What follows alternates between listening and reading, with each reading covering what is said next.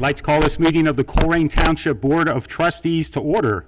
It is 7 o'clock in the evening on Tuesday, June 23rd, 2020. Fiscal Officer Jeff Baker, if you would please call the attendance roll. Mr. Rajagopal? Here. Mr. Unger? Here. Mr. Waller? Here. I'd ask that you all join me in the Pledge of Allegiance. I pledge allegiance to the flag of the United States of America and to the republic for which it stands, one nation, under God, indivisible, with liberty and justice for all. And I'd ask that you remain standing for a moment of meditation.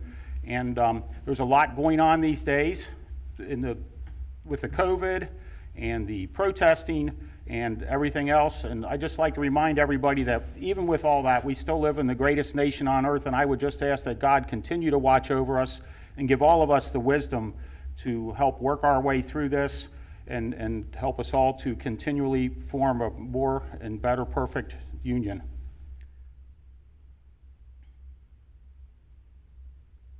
Amen.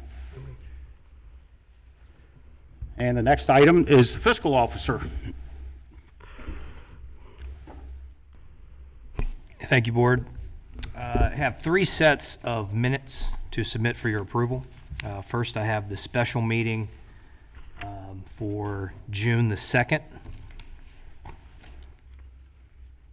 I would motion that we approve the special meeting minutes from June the 2nd. I second it. It's been motioned and seconded. Is there any discussion? None. Hearing none, Mr. Baker, please call for a vote. Mr. Rajagopal? Aye. Mr. Unger? Aye. Mr. Waller? Aye.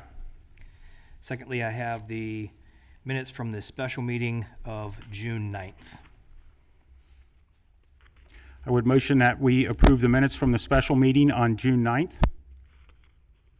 I second it. It's been motioned and seconded. Is there any discussion? None. Hearing none, Mr. Baker, please call for a vote. Mr. Rajagopal? Aye. Mr. Unger? Aye. Mr. Waller? Aye. And lastly, I have the regular meeting minutes for June 9th. I would motion that we approve the regular meeting minutes from June 9th. I second it. It's been motioned and seconded. Is there any discussion? None. I'd like to add, I did send you a couple corrections, and thank you for making them. Is there any other discussion? Hearing none, please call for a vote. Mr. Rajagopal? Aye. Mr. Unger? Aye. Mr. Waller? Aye. Thank you. Next item, Mr. Mills. Thank you, Mr. Unger. Good evening, Board of Trustees. The next item is a public hearing on the 2021 tax budget. And before we open that public hearing, we're joined via Teams by our Finance Director, Mr. Jeff McElravy. Let me see if I can make his screen look bigger here. Maybe full screen. Well, there we go. Mr. McElravy, would you like to introduce us? Sure. Good evening, trustees. So the 2021 tax budget is the first step in the budget process. It's required by state law. The memo that goes with the chart that's in the board packet is actually in the administration section, which is on page 62, if you want to take a look at that. The purpose of the tax budget is to demonstrate that our projected expenditures necessitate the collection of the taxes as programmed in property tax and our other taxes that we collect. So this is a first draft. It's based on the fund balance from the beginning of this year, the estimated receipts for next year, and the expenditures that are in the spreadsheet in your packet. This draft will be refined throughout the fall, and the process will conclude with the approval of temporary appropriations in December. And when we get to the administration portion of the agenda, the staff recommendation is going to be the adoption of a motion to approve the 2021 tax budget. Thank you, Jeff. So the next order of business would be to open a public hearing on the matter of the 2021 tax budget. I motion that we would open a public hearing for the 2021 tax budget. I second it. It's been motioned and seconded. Is there any discussion? Hearing none, Mr. Baker, please call for a vote. Mr. Rajagopal, Aye. Mr. Unger, Aye. Mr. Waller. Aye. Thank you, Board. So as you know, due to state restrictions on mass gatherings of more than 10 people, we cannot have a big group of folks here, but we have invited folks to provide public testimony on the public hearing in person, and we've also invited folks to share their citizen comment during citizen comment time, either in person or via email. So let me run outside and see if there's anybody that is here to speak on the public hearing, and I'll be right back, okay? Okay, thank you. And for those watching at home, in the room is our law director, Scott Solman, trustee Rajagopal, trustee Waller, myself, fiscal officer Baker, fire chief Frank Cook. So that would give us 1, 2, 3, 4, 5, 6 in the room, and Mr. Mills would be 7, and Chip from Waycross would be 8. So we are still following the governor's mandate of being below 10 on our gatherings. As far as myself, and I'm sure the other trustees are ready for a room full of people again, I hope. Is that correct, Mr. Waller? Absolutely. Yes, we do miss having everyone here. Thankfully, we have a good quality broadcast option, so people can at least watch our meetings. We have been staging people out in the rotunda that want to come to our meetings and speak. And as Mr. Mills returns, Jeff, is there anyone out there that wishes to speak at the public hearing? There is not, so I would recommend closing the public hearing.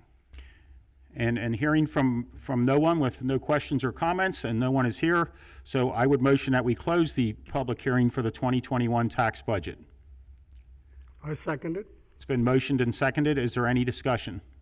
I'd just like to point out, I think what Mr. Mills already said, that this is kind of a preliminary step. This isn't chiseled in granite. There's 5 or 6 steps past this. So this seems like it's going very quickly. It's more of a placeholder to go down to the auditor's office to let them know what we plan on doing, and there could be changes depending on what happens with funding and income, revenue, and expenses, things like that. So There will certainly be many changes, yeah. And with no other comments from the trustees, Mr. Baker, please call for a vote to close the public hearing for the 2021 tax budget. It's been motioned and seconded. Mr. Rajagopal, Aye. Mr. Unger, Aye. Mr. Waller. aye. So the public hearing is closed. We will take this item up further down the agenda in the administration new business. The next item is citizens' address. We asked anyone who wanted to make a comment to please send them in via email or show up at the meeting. And was there anyone out there that wanted to make a statement during citizens' address? No, sir, but we did receive a number of emailed comments. Right, and I have those printed out here, and I will go ahead and read them. The first one is from Kathy Moore, and it has to do with the topic of vacation accrual. Please address this question regarding Mr. Mills's employment contract at the June 23rd, 2020 meeting. When Mr. Mills's contract is approved, hopefully later in the year, and he is given 4 weeks vacation accrual, that is the wording in the document, does that mean he receives 4 weeks on January 1st, 2021 as a dump-in, plus accrues the 4 weeks for the remainder of the year? What is the total years of service as a public employee? Thank you. And I will ask Jeff to address that during his administrative report. The next comments are from Kathy Morgan, and it's dated June 23rd. Please read my comments at the public meeting. Why the rush on renewing Mr. Mills's contract now when the renewal date is January 1st, 2021? This is where I feel the board doesn't provide due diligence. Just as the pay increase merit pool amount is approved prior to any evaluations, approving a new contract 6 months prior to the expiration does not allow the board to assess the quality of Mr. Mills's employment between now and January. Bullet point, Mr. Mills was hired as the Director of Building, Planning, and Zoning in September 2012 at a salary of $72,500. In January 2014, the salary to $75,000. In April of 2015, Mr. Mills resigned. August of 2016, he was rehired as an Assistant Administrator, Director of Economic Development at $95,000 with a $5,000 increase promised after 1 year. 1 year later, in 2017, receives a $13,000 raise. January 2018, promoted to Assistant Administrator, Director of Economic Development at $125,000. October 2019 receives a 3% increase to $128,750. He also receives a $6,000 a year car allowance, and the township pays his 10% contribution to OPERS. Wages alone in 7 years increased $56,250. No reason for this to be done now. On another topic, I would like the board to take a look at the vacant side yard lot program, referencing 9184 Pippin Road, that has been a total failure. There is now a building on the property that was to remain vacant. Next question, please explain the sidewalk contract in great detail. Has the township received community development block grant funds for 2020? And that is the end of those questions. Matt, I'm going to ask you to read this next one, which is from, I believe, Carrie Davis, or the group that she's affiliated with. Okay. On the budget, the lighting assessment fund continues to show an inordinate carryover sum. I raised this issue over a year ago. Harlow had no explanation as to why there was a surplus in this fund year after year. It appears the township is overcharging residents and needs to be figured out. The zoning fund has a 20% carryover. The zoning department is only allowed to charge residents for the actual cost to defray the costs and services. When it is in excess of costs, that would make it a tax. Having a carryover is indicative of a system that is overcharging residents for services the zoning department nor the township should be profiting from government services. One cause for this is in the ORC, wherein it states the township may charge residents for the cost of the service provided. It specifies the allowable actual cost. We're clearly overcharging residents about 20%, and residents' fees are again subsidizing the cost of business. The recycling fund, which is kind of ironic because I'm just reading this now and I have something about recycling fund today. Recycling fund revenues have been largely stagnant for the last couple of years, little to zero growth. I propose a recycling for recreational improvements program and a community advisory board to promote programming to increase our revenue via recycling growth and to recommend use of these funds for park improvements in order to reward residents for their efforts in recycling. My proposal also put forth a plan whereby a meager increase could increase our revenues by almost 50%. The trustees have yet to put this issue on the agenda for an open discussion on the merits of this plan as promised. Have there been round-robin meeting discussions that changed the promise to put this program on the agenda? Additionally, per the funding program, all revenues generated until we reach a particular money recycling rate threshold is required to be spent on education and outreach to increase our recycling rate. We are spending very little revenues and the recycling promotion is required. Each expenditure is required that we request an exemption from the rules for this unallowable expenditures. We are cheating ourselves out of significant revenue because one, trustees refused to evaluate the recycle for recreational improvements in an open meeting, and we're increasing the amount of trash put into Rumpke needlessly. In fact, in order to curb the need for yet another Rumpke expansion, it behooves the township to demand that all trash entering the heap be processed for recycling materials, and that our new contract require all trash be processed for recycling material removal regardless of a contract. Recycling should not be optional. Okay, in regards to community development block grant funds, will this fund be closed out after the contractors paid for services? If not, what percentage of these revenues from sidewalk assessments and interest be deposited into the fund? Will this fund be restricted to use for populations identified by the county for funding use? A, has the township designed a program to address the need of our elderly, disabled, or poor residents who cannot afford replacement sidewalks? These program dollars are required to benefit economically disadvantaged families. How are they benefiting those in need? 3 presentations have been made on the program. 3 times a different reimbursement rate has been reported.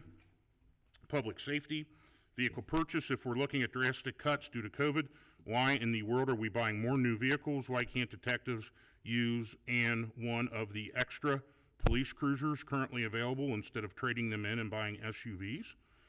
Are mileage records maintained on these vehicles via technology? Excuse me. Are we using the state contract pricing here?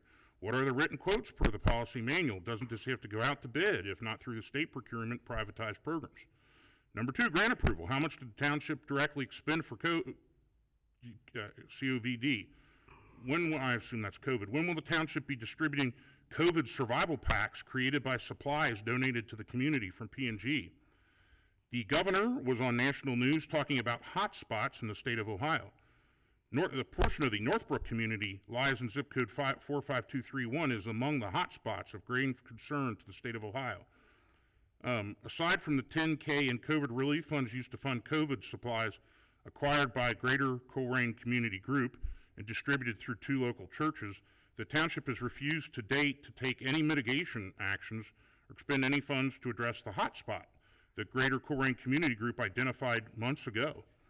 How will these COVID survival packs be distributed, or are they being distributed to the community? Public service. I wish to point out that zoning meetings and at hearings before the trustees, administration has consistently claimed that the township has no liability for flooding and wetlands issues. The zoning commission and trustees are routinely directed that these conditions are not considered when evaluating a zoning change. However, I would like to point out that the cost paid by the taxpayers on the agenda is a stormwater issue. So here is your proof that despite trustee and residents being told otherwise, stormwaters and flooding issues are relevant issues to be considered. Subpoint A, which brings us to another issue. At the zoning commission meeting, at least 2 residents brought up issues related to stormwater runoff, one involving wetlands and another flooding out of the septic system. I requested that the township get both a diagnosis of and cost for addressing these issues relative to zoning changes before approval. Why are we approving any development before determining what is the cause for the current flooding issues?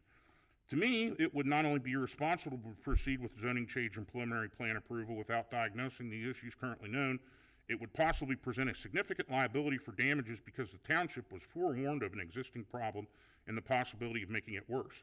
I personally believe that if the township approves any preliminary plan for development prior to these concerns being addressed, it will be an endorsement to proceed regardless of the impact and could result in the township having to pay to fix the problems they approved.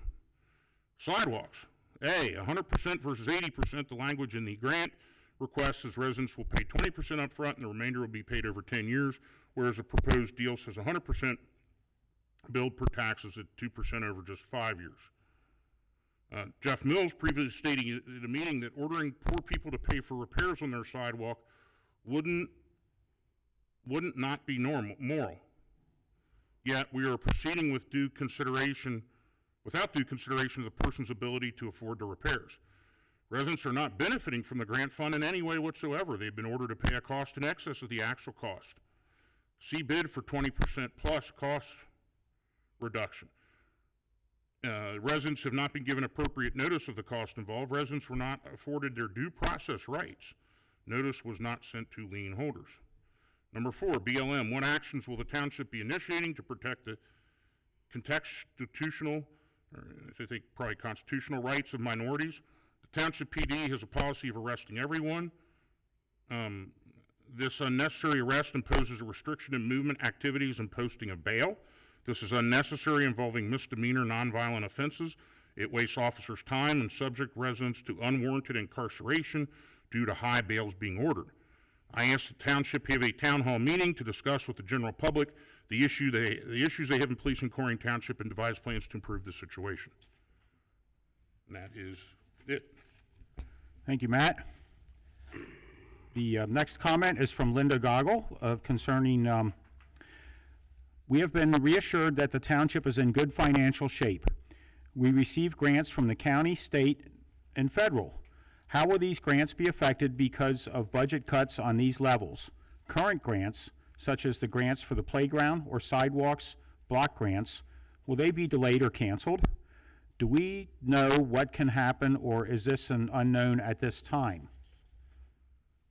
And I'll ask Mr. Mills to address that, the status of our grants with the COVID issues that have been coming along. And then we have a comment from Mr. Bob Tennis. Can I get a recap of the evening march on Friday, June 19th in Colerain? How many attended? How long was it? And how much extra budget did we use to cover it? And I'll ask Chief Denny to talk about that in his report. And then there's a comment from Paula O'Connor.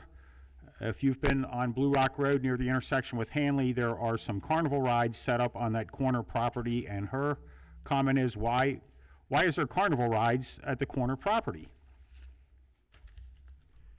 And then there's another comment from Linda Goggle. Good evening, trustees. I am bringing to your attention the property located at 2843 Chopin and 9184 Pippin Road, which are contiguous properties and a subdivision, and the property right behind that is Pippin Road, just for those watching. I've been over there a few times. Let me start over. I am bringing to your attention the property located at 2843 Chopin and 9184 Pippin Road. 9184 Pippin was sold as a vacant lot, side yard lot, February 8th, 2019. I submitted a public records request for a copy of the application and required plans for said lot. On February 12th, 2019, I received a copy of the application, but no plans. My public records request was closed on February 13th, 2019. I sent an email to Mr. Mills stating that my request had not been filled and should not have been closed. Mr. Mills responded to my email stating that I cannot provide you with documents that do not exist. You were provided all the documents that exist that were responsive to your request. I responded, included the vacant lot side yard program guideline, and asked Mr. Mills to explain why the guidelines set forth were not followed. His response was that this was a pilot project that will be honed and improved over time. This lot now has a garage erected on it. I submitted a public records request for the building permit for said garage. I received the approved zoning permit from the township. I searched Hamilton County building website for a building permit. I could not locate any, so I called. It was explained to me that after the applicant received the zoning approval, they in turn would submit an application for a building permit. I was told that if the building was under 200 square feet, that no building permit was necessary. The garage is 25 by 22, well over the 200 square foot exemption. I was then referred to speak to a supervisor. After speaking with the supervisor, they could not locate an approved building permit for said garage. I asked, what is the next step? They then gave me the number to the inspection supervisor. As of this email, I am awaiting a return phone call. I had reached out to Trustee Unger about this matter. Trustee Unger emailed Mr. Mills and asked if he was aware of the construction of a garage and if there were any permits. Mr. Mills's response was, yes, sir. From Mr. Mills's response, it appears he knows what is going on. I would like to know why the program guidelines were not followed and how the construction of this garage was allowed. I do not believe that this is what the vacant lot side yard program was intended for. I am bringing this to the attention of the board because 2 of the 3 of you sat on the board when this occurred, and public input is rarely allowed at a CIC meeting. We now have another property with questions. A mini grant was approved for the community garden to be located on Amarillo Court. This lot is owned by the township. I asked if water would be provided for the garden. I took the liberty of calling Greater Cincinnati Waterworks and found that the township owns 5 lots on Amarillo Court. These lots were acquired by the township when there were flooding issues. I was informed by the waterworks that 2 of the lots have an active branch, a water branch. I asked what that meant. It means that water is still available to 9508 and 9518 Amarillo Court, and even if we did not use 1 drop of water, it would still incur a minimum base rate bill. I submitted a request as to if and how much the water bill was. After waiting a month, I received an email that stated, there are no public records that are responsive to your request. Request number HR 200001778 will be closed. I'm asking the board to look into this. The township took ownership of these lots in 2004. I would like to know if the township has been paying a minimum water bill for these lots for the last 16 years. And I had no other request for public comment. Jackie, was there anything else out there? So Jackie O'Connell has entered the room. She's our Public Services Director. And with that, we will move on to the end of the citizens' address and on to administrative reports. Mr. Mills. Thank you, Mr. Unger. I believe that there is no report from planning or fire. Ms. O'Connell, did you have a report this evening? Great. Ms. Jackie O'Connell, our Director of Public Services. Good evening. This room is eerily quiet. Good evening. Just 2 things that I'd like to bring up. One, good news, the health department has told us we are allowed to open shelter rentals back up. So July 1st, we'll be opening shelter rentals back up and the restroom facilities. But I'd like to just keep reminding everybody, please keep in mind the COVID restrictions, socially distance, sanitize, just come prepared when you come to the park. And secondly, the veterans banners. We've had a great response so far, but we still have about half of them remaining. So if you have a veteran in your life, please consider submitting a request for a veterans banner. Thank you. Thank you for taking care of that. I think that's going to be a character thing for Colerain. I'm very happy. Good. Thank you. Thank you, Jackie. Thank you, Ms. O'Connell. Next, we have Chief of Police, Mr. Mark Denny. Good evening, Board. Just to answer Mr. Tennis' question about Friday night, it could not have gone better. We took about 30 participants that started in Mount Healthy, and they walked all the way to North College, Jill and Colerain. It was about Hey, Chief, I think, no, I don't, it's not the mic, it's the internet connection, I think. Hang on just a second, we'll get the chief back online here. While we're waiting for him,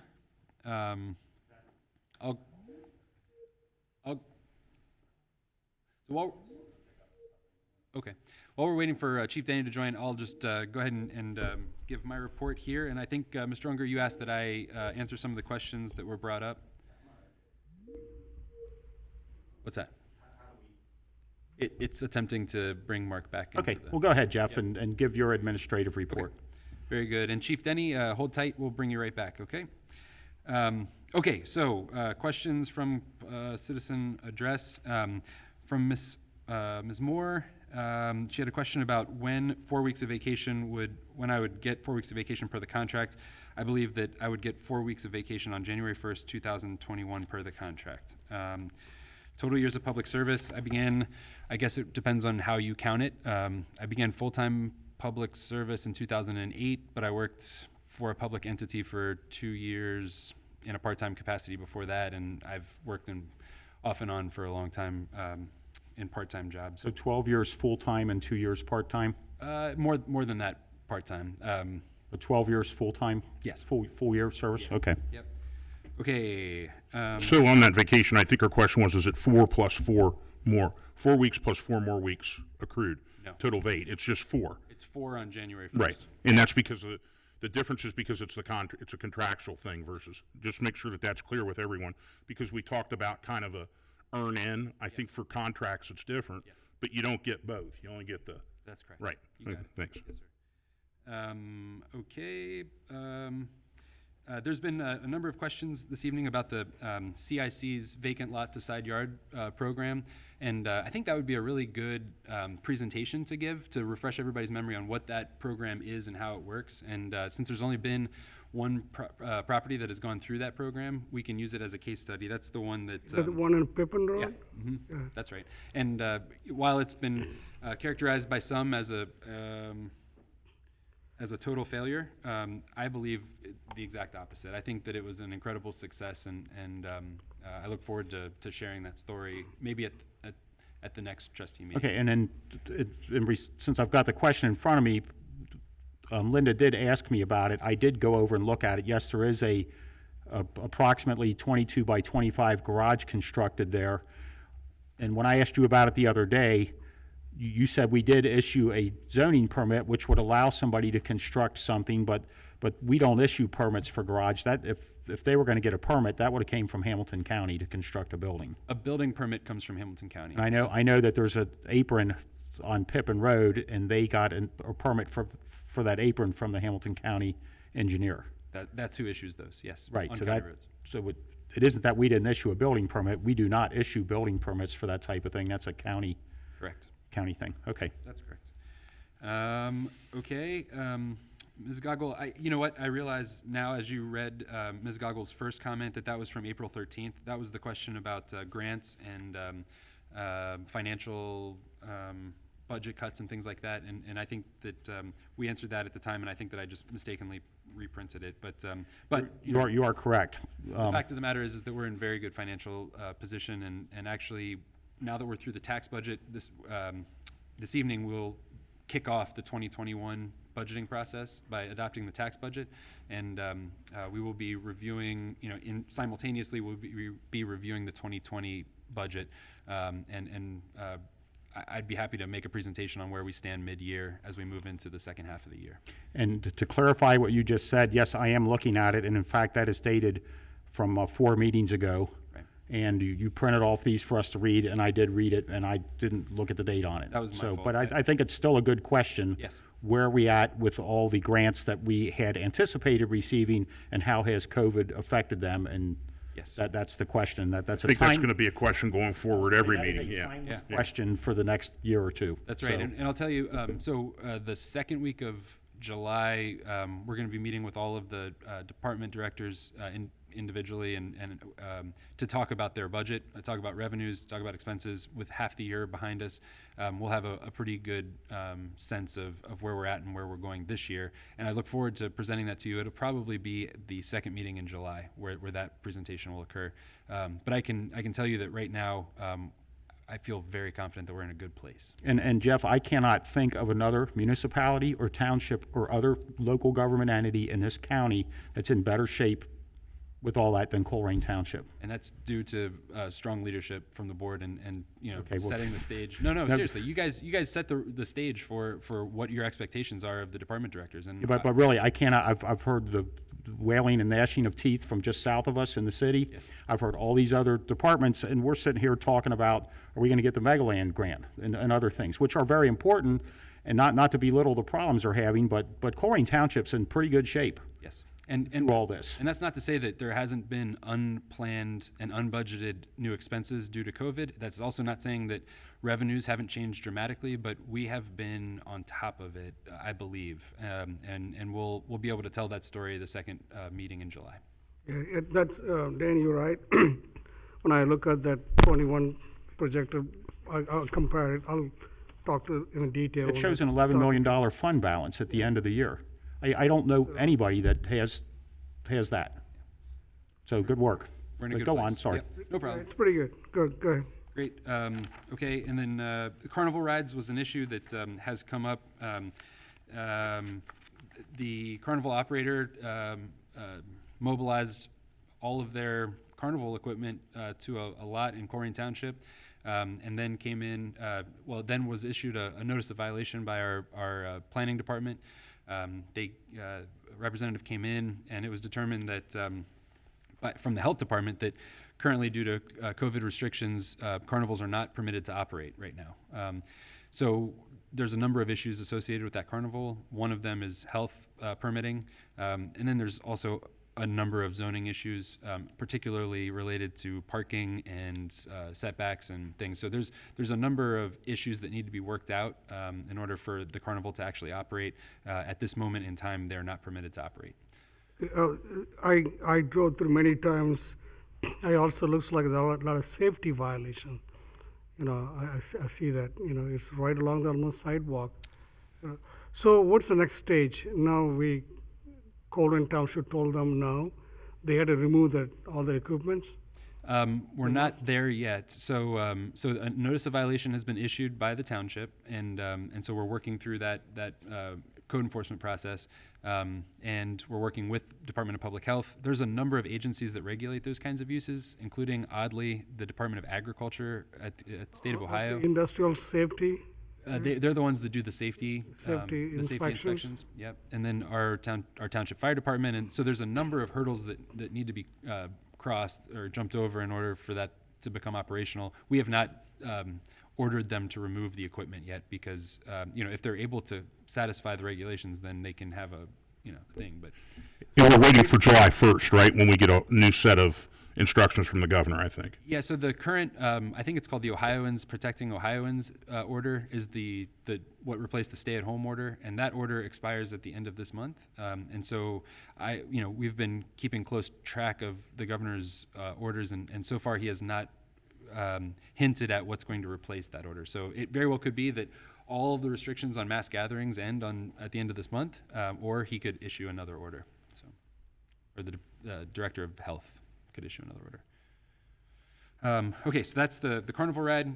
Long story short, the carnival is not open right now. And then Ms. Goggle raised two issues.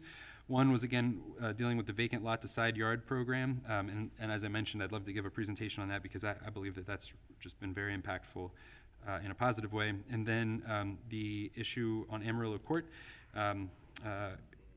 Back in 2004, I guess, the township, if I'm not mistaken, used federal FEMA dollars to buy and demolish properties on Amarillo Court to mitigate flooding. So those properties were perpetually flooding, and so we used federal money to demolish those. And so now the township does in fact own them. Ms. Goggle did submit a public records request and ask, what the amount was that we were paying on it. We went back to the last bill from Waterworks, the last month's bills, and those addresses were not included in the last month's bills. And so there were no records responsive to her request. So I don't know if she wants to, if the board would like me to contact Greater Cincinnati Waterworks and ask them why they're not charging us, I will do that, but I don't see why we would wake that sleeping dog.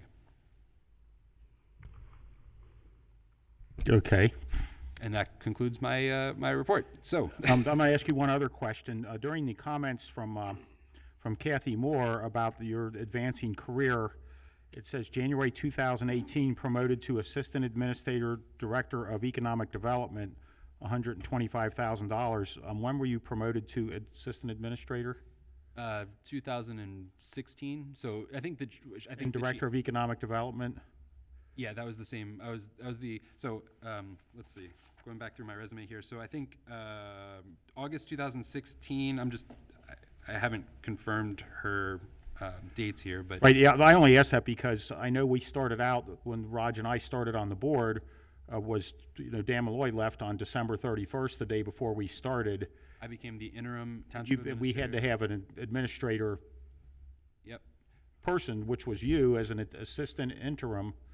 I was the interim township interim administrator. I was the interim township administrator from January 1st, 2018 until April 24th-ish, 2018, at which time I became the actual township administrator and director of economic development.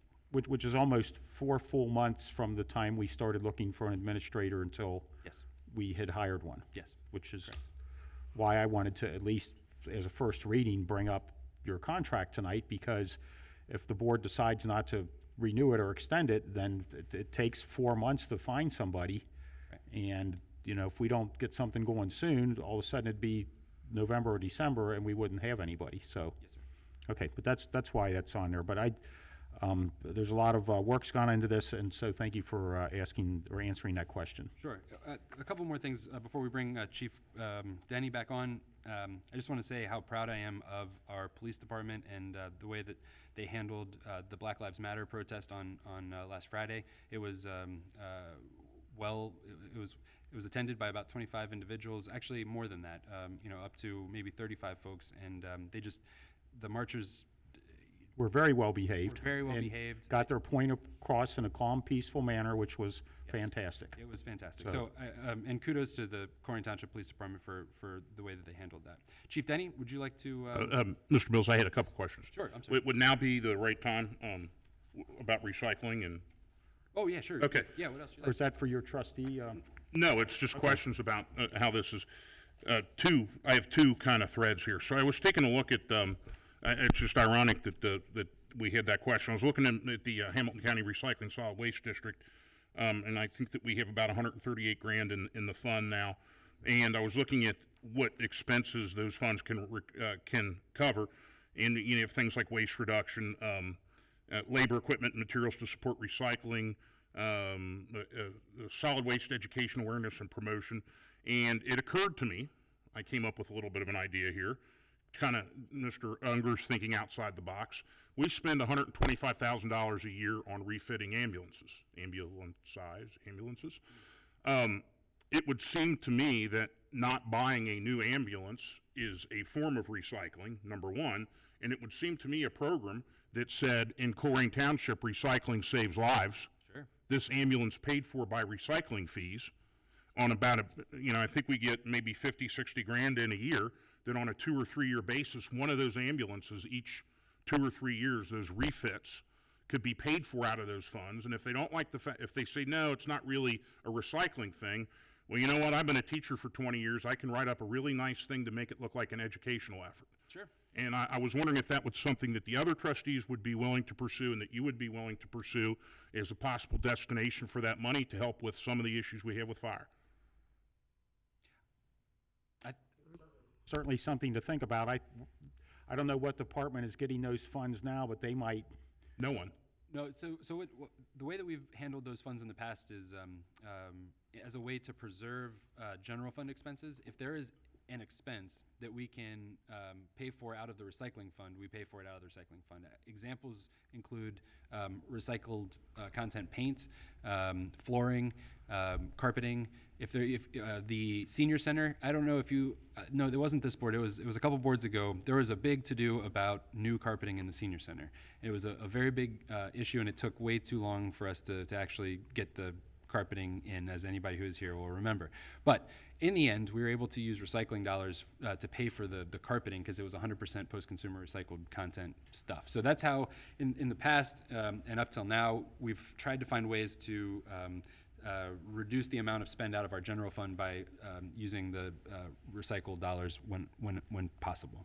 But it's the truth that oftentimes those recycled items are more expensive. Sure. In this case, we're getting a cheaper version with the retrofitting. Yep. And still, and that's why I think it's kind of a win-win. I think that they're probably going to say no in the first instance, but I think if we push back enough, it's our money. Sure. We earned it, and I think that it could be edged. What better thing to say than recycling saves lives? Yeah. I think that's a very interesting, that's a compelling argument in my book. I'd be happy if the board would like me to explore that. I'd be happy to reach out to Michelle Bolts and find out. Sure. Okay. Sure, sounds good. And the second thing, and I don't know how many people are aware, but tomorrow, Ohio Senate is voting on Senate Bill 4. And Senate Bill 4 includes in it a rider that was put in at the House level by Ohio House Leader Seitz. And what this will allow is, because of the COVID issue,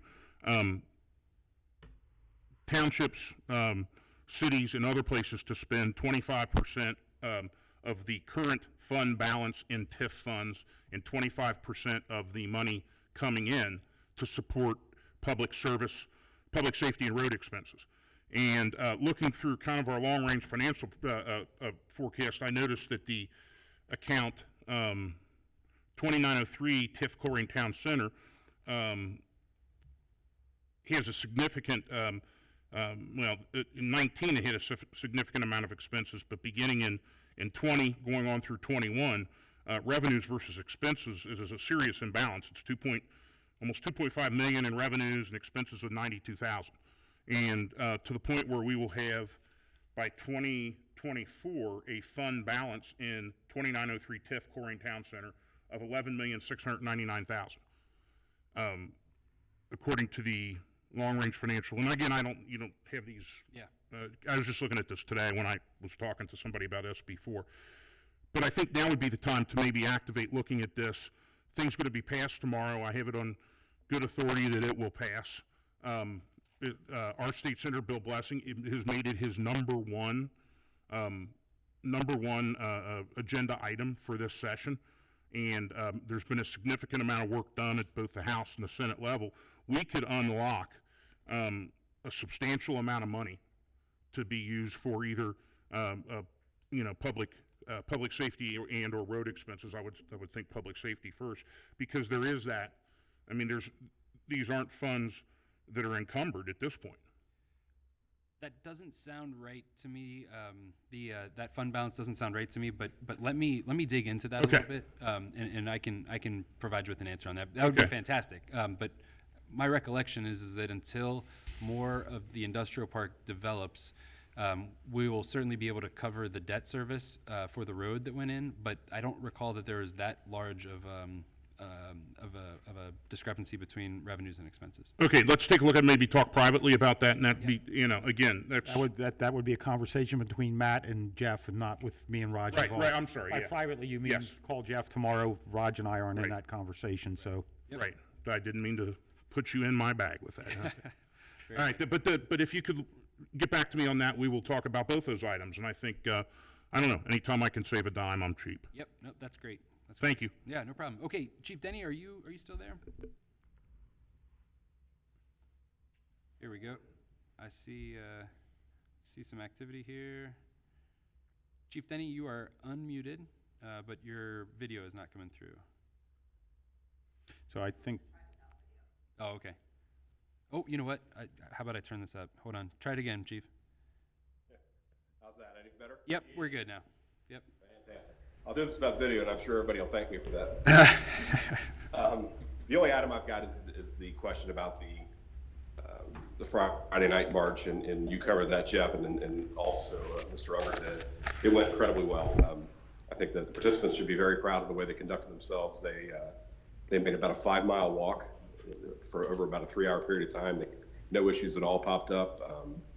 We did not need significant overtime. We covered that with about 20 hours, and we were very well prepared for it, as we should be. We didn't expect a problem, but we took responsibility to be prepared for anything that may pop up. But I couldn't have been happier with how it went, and it's really nice to see young people take an interest in government and current events and do something so responsibly the way they did. Very good. Thank you, Chief. Hey, Chief, I want to thank you, and also Jeff Mills and Chief Cook, and you guys did a very cautious, very meticulous planning on this. I drove by and watched it. I sat in the command.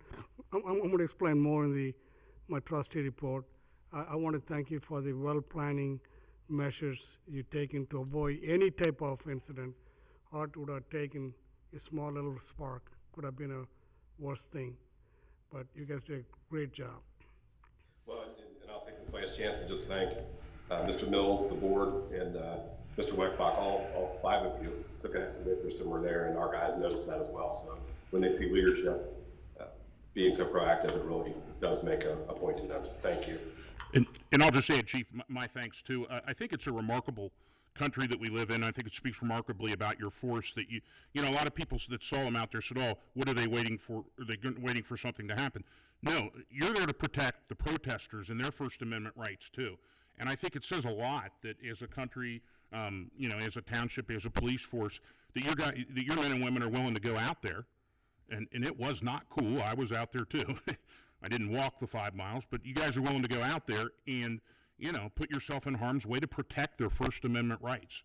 And, you know, they did a great job. I think police did a great job. And I have to add that our fire did a great job, because in the middle of it, I get a text that my mom is having a heart issue and they have to respond, EMS responds, and in the middle of all that. And they did a fantastic job. And she couldn't say enough about the job that EMS and fire did as well. So it's just, I'm very proud of the effort that was done, and a lot of people said, oh, you know, is it overreact? Well, no, we're ready. We're ready for anything that could happen from anyone, and to assure those First Amendment rights. It's what our country's based on, and it was cool to see a lot of kids involved.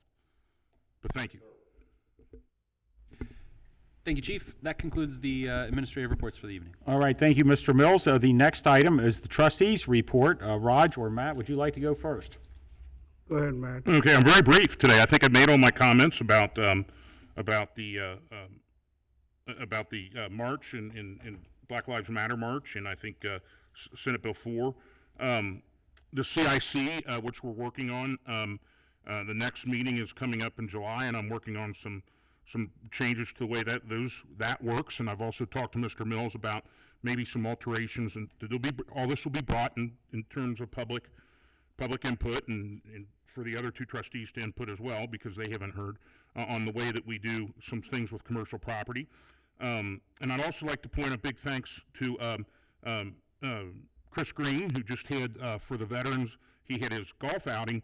But, and this is a remarkable story. On July 31st, there is a woman that lives over on the east side of Colerain Township, and her husband was killed in action in Vietnam. And they were heavily involved with Houston Elementary, and at Houston Elementary there stands kind of a little memorial, but they've always been promised that his name would go there on a plaque.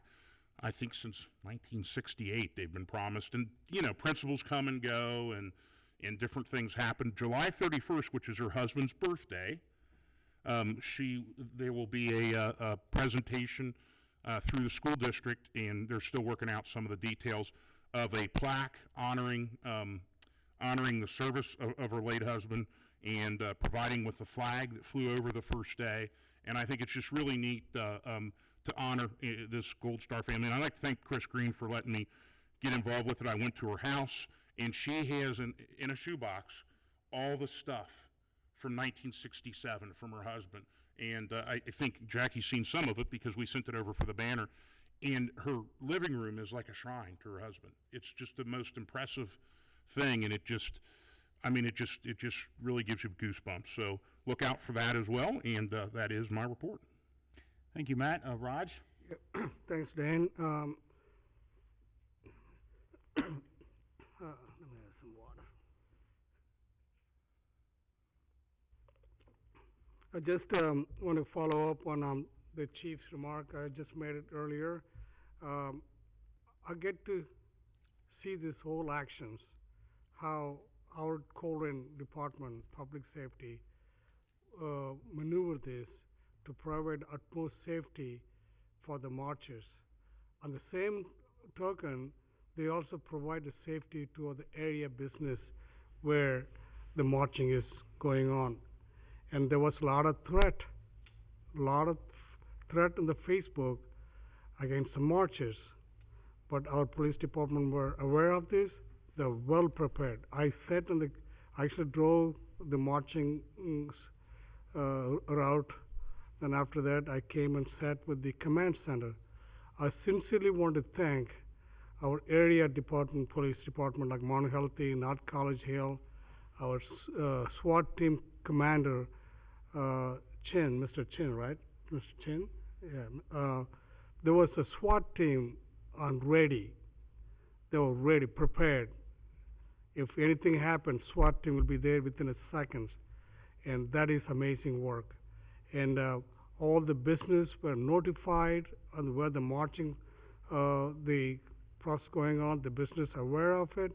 Some of the business closed earlier because this is utmost, and police department sent a letter about a week or 2 weeks ago about this, or a week ago or so, send the business, they all know about this. And they even prepared to move all the cars in the backside. That is good. Now, when we watch on the other side, all the protests going on, but I'm so proud of the guys, our leadership team did it, with the cooperation with the people. They have 2 drones flying over the head. That way, if the police cars following them, it won't intimidate the situation. Excellent observation from the drone, passing the information and the video showing how the marches were extremely protected. I sincerely want to thank Jeff Mills and police chief and the cook, Chief Cook, and all other leaders got involved in this operations. Okay. Second thing, I spoke with our Hamilton County Health Commissioner, Greg, talk about how about having a test site in Colerain Township. We got a lengthy conversation about this, and also the governor already ordered, now recognized some of the surrounding area near Northbrook, especially zip code 45231, Forest Park, Mount Healthy. They declares a hot spot for the virus, and they bring in the National Guard, set up a tent, and set up some site for the testing. I also asked the health commissioner, how about Colerain residents? Colerain residents are also allowed to go and tested for the virus. That's a remarkable thing. Then I asked, how's the Colerain doing? They're doing pretty good, and except the surrounding spot, the 45231 is close to Northbrook, around that area, right? It's Close? mostly Springfield Township, Springfield Mount Healthy, Township. and North College Hill. Yes. So thank God, because of our EMS fire department aggressive taking the calls and helping this our residents. That's the one thing I'm really proud to say. The test sites will be coming, and it will be operated by the National Guards. I urge the Colerain residents go and test it for the COVID-19 virus. Thank you. Have you had a test, Raj? Not yet. I had a routine medical procedure scheduled last week, and TriHealth insisted that I had a COVID test, and it is, as the lady said, this isn't going to hurt. It's just very uncomfortable. And the device that they use to test is about this long, and it's just not comfortable. I kind of enjoyed it. One more thing, Dan, I also urge our Colerain residents not to relax, still take it seriously. There's a lot of virus around there, our surrounding areas, and business should take extraordinary steps, make our Colerain Township residents safe. Thank you.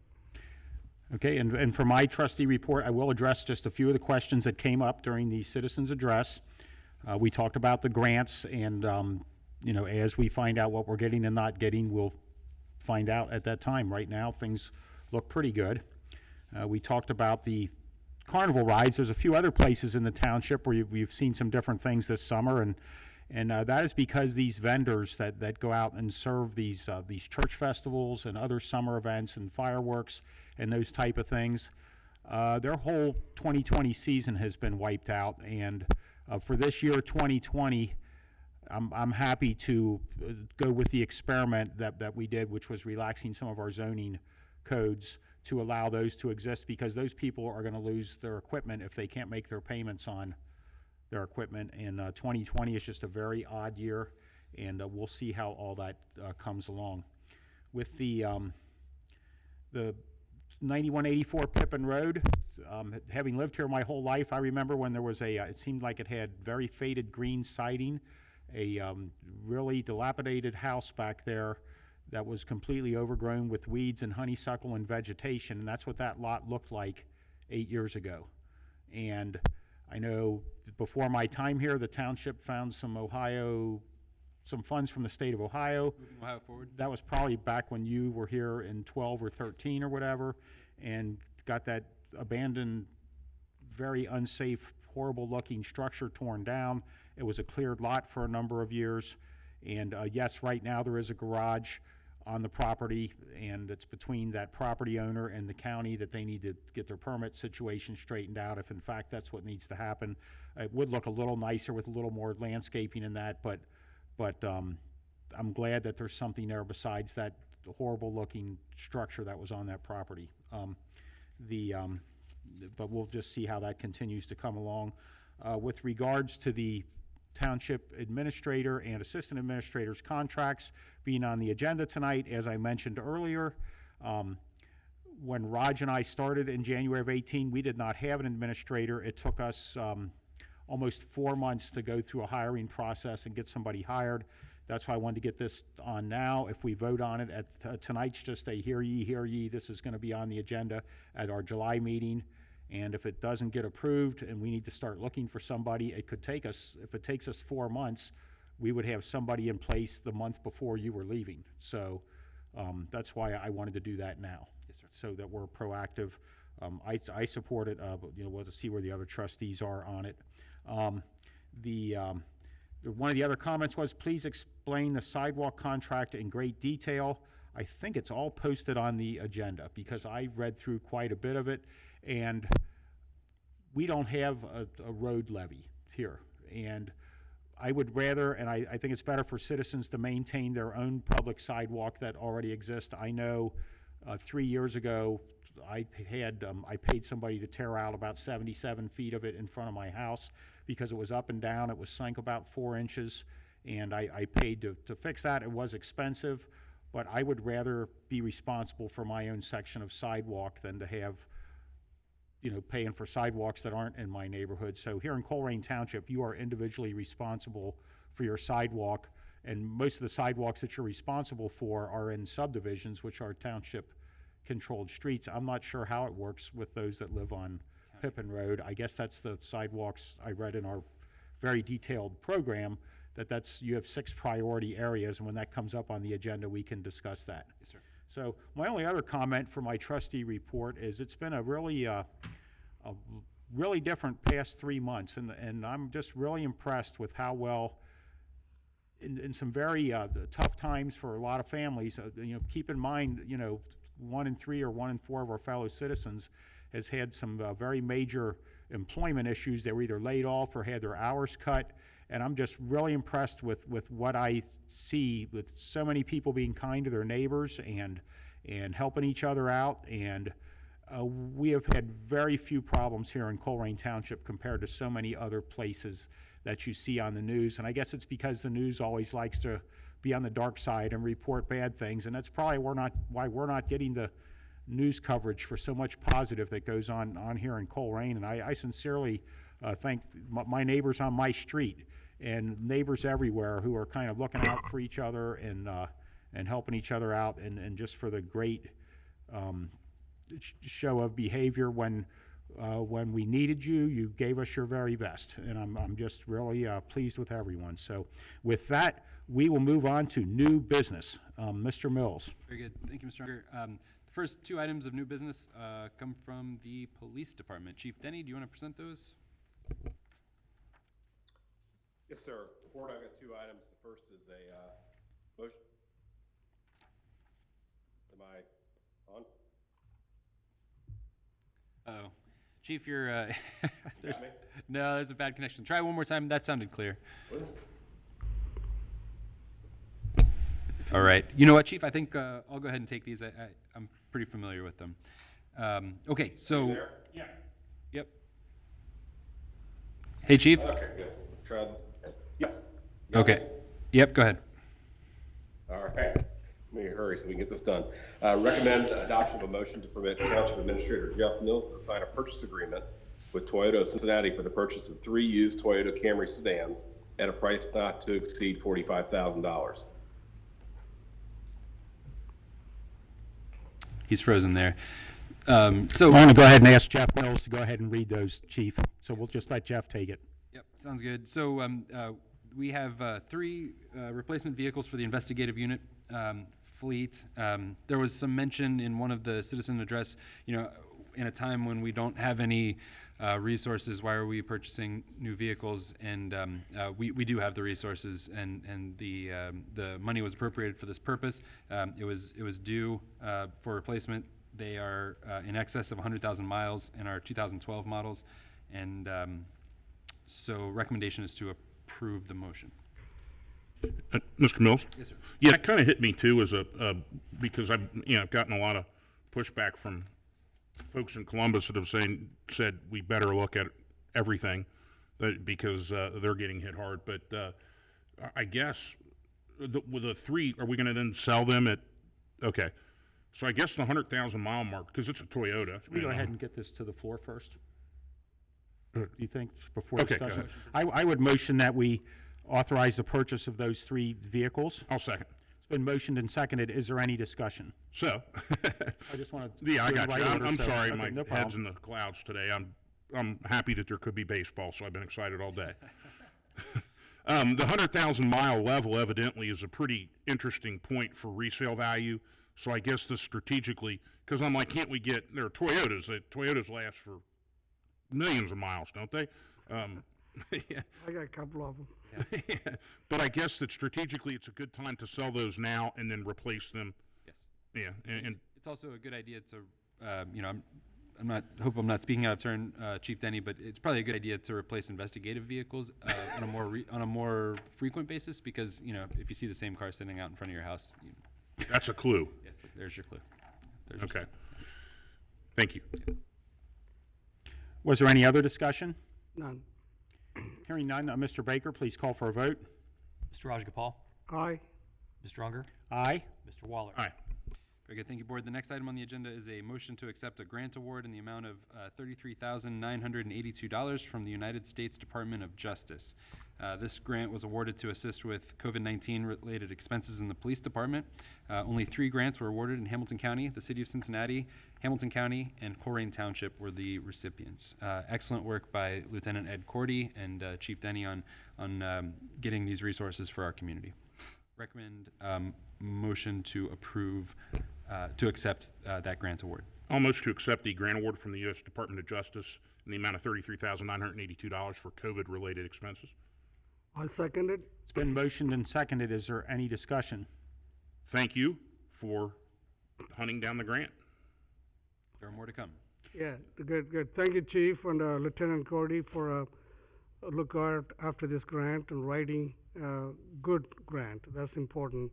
Writing a grant is, submitting the grant proposals that makes impress the people, the donors. It's a good work.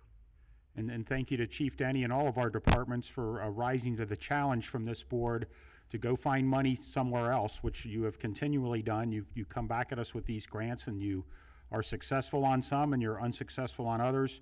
But that's always preferable to find these funds outside of the property tax base. So thank you for that.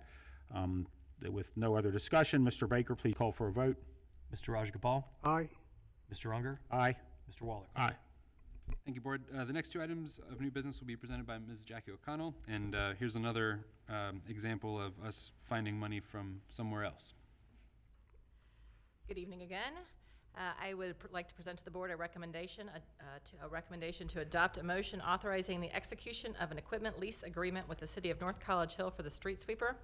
As you can see in the rationale, we did this last year, and the shared service agreement grossed nearly $13,000 in additional revenue for the township. The lease charges North College Hill for every day that they have it, and when they use the street sweeper, it is coordinated with our road superintendent, so it does not conflict with the usage of the township. And to get it to the floor, I'd motion that we authorize execution of an equipment lease agreement with the city of North College Hill for our street sweeper. I'll second that. It's been motioned and seconded. Is there any discussion? Jackie, we got that pretty much same discussion came on the floor. Was it last year? Okay. The main thing is, are we fulfilling our obligation to the Colerain? Yes, we are. Colerain, number one.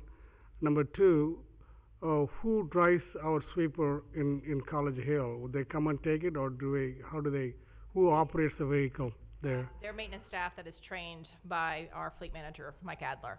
Okay. So they get trained on it. They come, they pick it up, and they bring it back. Okay, they take good care of it? Oh, they took great care of it last year, yes. Okay, there's no abuse of our equipment, nothing at all? Nope, they brought it back clean every time, in good working order, yes. Okay, all right, good. Thank you.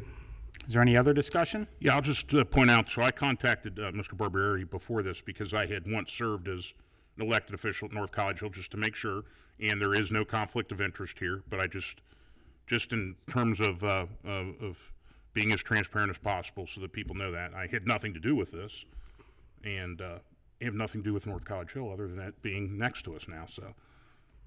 And I'll just point out that this piece of equipment cost the township about $250,000. Right. If we do this for 10 years, we'll recoup about half the cost of that, which is very good. And we aren't sweeping 24/7. So if that thing's sitting idle and we can make money off of it, that seems like a win-win. Jackie, also want to mention to you, have you ever met Justin from ODOT? He's in charge of all the Colerain ODOT work and stuff. They did it last year. This year we're planning on sweeping Colerain Avenue. Did he ever get a chance to talk to you I about have it? not spoken with Justin yet, but we would okay. welcome them to sweep Colerain. Yeah, he's going to call. And when the date's set up, I'd like to sweep it back here in Colerain. So maybe at the time we can coordinate with the Colerain on the side street, adjacent to the Colerain Avenue. So I left a message. He's going to call me, let me know. I also told him about you, so he may be calling you too. Great, we look So forward to it'd be good project. We can do Colerain and also our township. So we can bring back the sweeper. Yes, we will make sure that we do not loan it out that day. Okay. And they only take it a couple days per month. It is not for an extended period of time. Okay, Good, thank you. Okay, and is there any other discussion? Hearing none, Mr. Baker, please call for a vote. Mr. Rajagopal, Aye, Mr. Unger, Aye. Mr. Waller. Aye. I have one other piece of business before you this evening. I would like to recommend the adoption of a motion to permit the Township Administrator to enter in an agreement for the repair of the stormwater pipe on Thimble Glen in an amount not to exceed $36,000. There's a 15-inch stormwater pipe on the north side of Thimble Glen that has failed and is caving in, causing damage to the roadway. The pipe has failed in one area but has moderate level damage the entire length of the run, which is 375 feet. A spot repair of the affected area increases the likelihood of failure elsewhere on the run. Lining the entire length of the pipe would increase the overall lifetime of the pipe. The current estimated cost of repairs is $36,000. Although the dip in the road was repaired, it has continued to deteriorate and formed a sinkhole. So we wrote this last week, and the $36,000 was the first estimate that we had received back.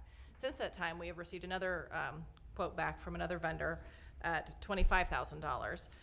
We will still have to fill the sinkhole though, so we're estimating total cost of repairs about $33,000, because at this point in time, the sinkhole has sunk tremendously. We've got 3 steel plates over it, but it's now 13 by 11 by 6 feet deep. That's not how deep the hole is currently, but it's 13 by 11 and it keeps getting deeper. So this was a complicated project. It's taken a little bit of time to do it because we thought it was a county pipe. The counties came out there to investigate and then turned around and told us it was our pipe.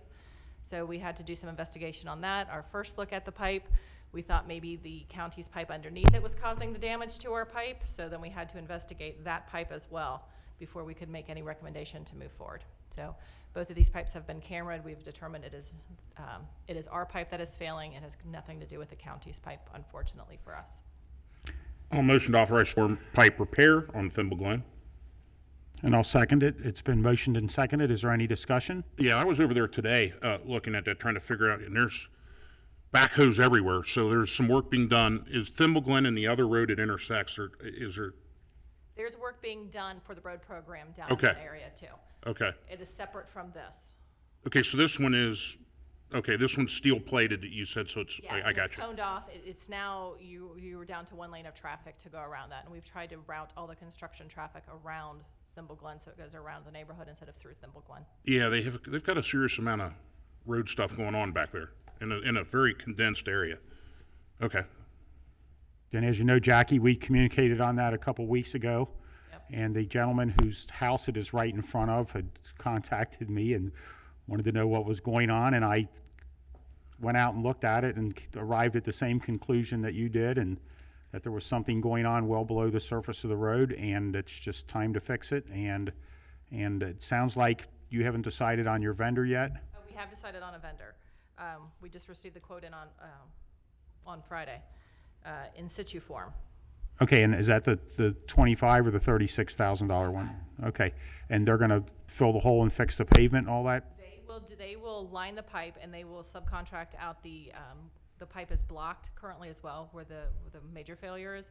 So they will have that jetted out and they will clean out the pipe, they will line the pipe, they will re-inspect the pipe upon the lining of the pipe, and then our team will do the work to fill back the hole in. And repair the pavement? Yeah, the pavement repair will probably have done by the company that's out there. They're doing current road repairs to help. Okay, and that'll still fall in under the $36,000 or so? Yes. When the incumbent contractor that's out there doing unrelated work? The whole Okay. fill, the lining. And this, I know it's difficult for people to sometimes understand this, and it took a while because we weren't sure where the issue lay, but it would have been really easy for us to dig it up, put a patch on it, and move on. Likelihood in a couple months, years, the rest of that pipe is going to fail, so then we dig up the pavement again, and we continue to continually do this. The hope is by lining the pipe, it creates some continuity in there, and that we won't have to touch the pipe. Right, and in for a situ long time. form has been around for years and years, and I know they do a lot of work for various agencies, including Metropolitan Sewer District, and relining an existing pipe.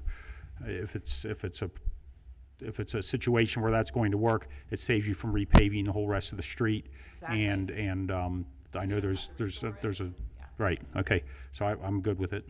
Was there any other discussion?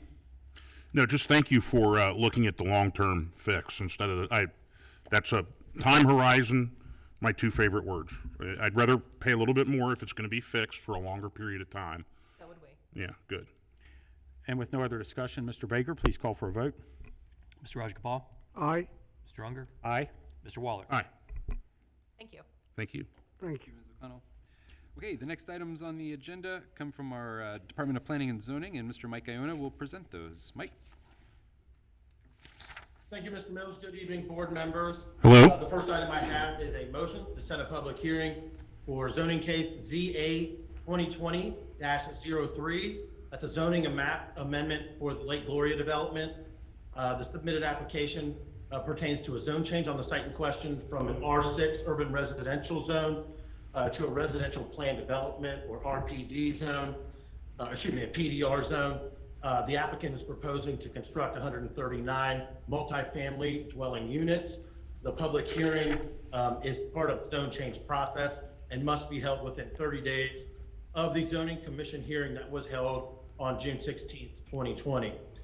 Staff is recommending approval of a motion to set a public hearing for zoning case ZA 2020-03 for July 14th, 2020. I will motion to set a public hearing for zoning case ZA 2020-03, zoning map amendment for Lake Gloria development for July 14th. Is that what? Yep. July 14th. And I'll second it. It's been motioned and seconded. Is there any discussion? Hearing none. Was there any discussion? Hearing none, Mr. Baker, please call for a vote to set the public hearing date. Mr. Rajagopal? Aye. Mr. Unger? Aye. Mr. Waller? Aye. Thank you. Thank you, board. The next three items pertain to the Colerain Township Sidewalk Maintenance Program. This Colerain Township Sidewalk Maintenance Program is a program that was started to create a revolving fund to address sidewalk maintenance and repair in critical areas of the township. The township has gone to specific areas in the township that were identified due to their proximity to assets such as schools, libraries, and recreation areas. What the program does is that it takes township funds. Basically what the project does is it authorizes the township to complete these repairs and assess the property owner the cost of doing those repairs over a multi-year period or a 5-year period. Benefit to the property owner is that they don't have to complete the repairs immediately, whereas currently if you have sidewalk repairs, it is the maintenance is required by the property owner. So as such, for example, if we notice a sidewalk that is in poor disrepair, what we would do is we notify the property owner. If they do not fix that sidewalk within 60 days, we then proceed to take that property owner to housing court in order to bring the sidewalk into compliance. The benefit of this program is that the township will complete the repairs for these property owners. The repairs will be done in accordance with the specification of the township, and the cost of the repairs can be financed over a multi-year period instead of in an upfront manner. So there's 3 items tonight that are required to kick off this first phase of the program. The first is a resolution that would authorize the township to do the repairs identified in phase 1 of the program, and that's this item. The next item is a memorandum of understanding with the Hamilton County Board of Commissioners. If you remember from previous meetings, we are using CDBG funds, Community Development Block Grant funds, as the seed money to start this revolving fund. And again, as those assessments are paid off in future years, that will be the seed money for future phases of the program. So that's the second item, is a memorandum of understanding with the Hamilton County Board of Commissioners as to how the finances and the specifics of that will work. The third item is a contract to engage with R.A. Miller, to execute a contract with R.A. Miller to actually go out and complete the repairs in accordance with the specifications outlined in the RFP. And I'll go over each item a little bit more individually, but I do want to go ahead and start with the first item, which is the resolution to proceed with Colerain Township Sidewalk Maintenance Program Phase 1. And again, that's a resolution authorizing Colerain Township to complete the repairs in accordance with ORC section 5543-10. And staff is recommending approval of this resolution. I'll motion to proceed with Colerain Township Sidewalk Maintenance Program Phase 1 in accordance with ORC 5543.10. I'll second it. It's been motioned and seconded. Is there any discussion? Yes, Dan. Hey, Mike, explain this. I got a lot of residents want to know. Maybe they explain to the residents. This in the rationale says people are thinking that CDBG funds, grants, is going to help the people. I'm going to read the rationale, what's said in that resolution. Cost of the repairs are assessed to property owners based on the amount of work that is completed adjacent to their property. Now, future phases of the program are completed using the, see, this is underlined word, using the funds from the property assessment of previous phases, okay? Then establishing a revolving fund for completing sidewalk repairs and maintenance of Colerain Township. This is what kind of little bit confusing the people understanding of, hey, we're getting all these grants. You know, what phase you're talking about? What is what the future phases of the revolving thing? Right. You know, revolving fund. These are the things, you know, we need to explain more detail to the residents, what it is, what the revolving fund is, what the phases are. But people now in the understanding, we go and repair the sidewalk, it will be assessed to the property. See, this is what confusing the people. Sure. Mike, I'll take that. That might have been hard to follow from digitally, but let me take that. So, okay, so the first question is about phasing, or the first question is about why the Community Development Block Grant is a benefit to residents using the Community Development Block Grant dollars. The reason is because they don't, right now, if you own a property, the sidewalk in front of your house, it is your responsibility to fix the sidewalk. Without this program, you would have to come out of pocket today and pay for it. So if we said, if we went through and inspected and found your sidewalk to be deficient, we'd put an X on it, and you would have 60 days to fix the problem, right? The benefit to the residents is they now have 5 years. They now have 5 years to pay it back. So, you know, it's kind of hard. Not everybody, and maybe this is what was alluded to in Citizens Address, not everybody has the ability to fork over $1,000, especially like right now. You know, as Mr. Unger pointed out, we're dealing with a whole lot of issues. But if you spread that over 5 years, that's a whole different story. The way that the phasing works and the way the revolving piece works is, so say, for example, let's use a round number, $100,000 of community development block grant dollars is used, okay? That's not the number, but let's just use it. That's, Okay. So each year, $20,000 is gonna be paid back by these residents on their property tax bills. So each year, at the end of year one, we'll have $20,000 more that we can then redeploy to a different community, Right. a different neighborhood, and that's the revolving piece. Gotcha. And so we can.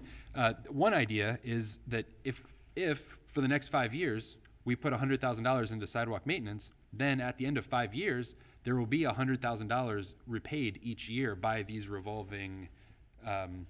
Because you'll have year one, 20,000, year two, 20,000, year three, 20,000. So each year, then the program is off and running. That means then we now have seeded a program that requires no more money, and we'll be able to continue to do sidewalk repairs and help folks out that way. One of the stipulations with community development block grant dollars is that it has to meet a federal objective, and one of the federal objectives is it could be used in census tracts that are designated as having low to moderate incomes.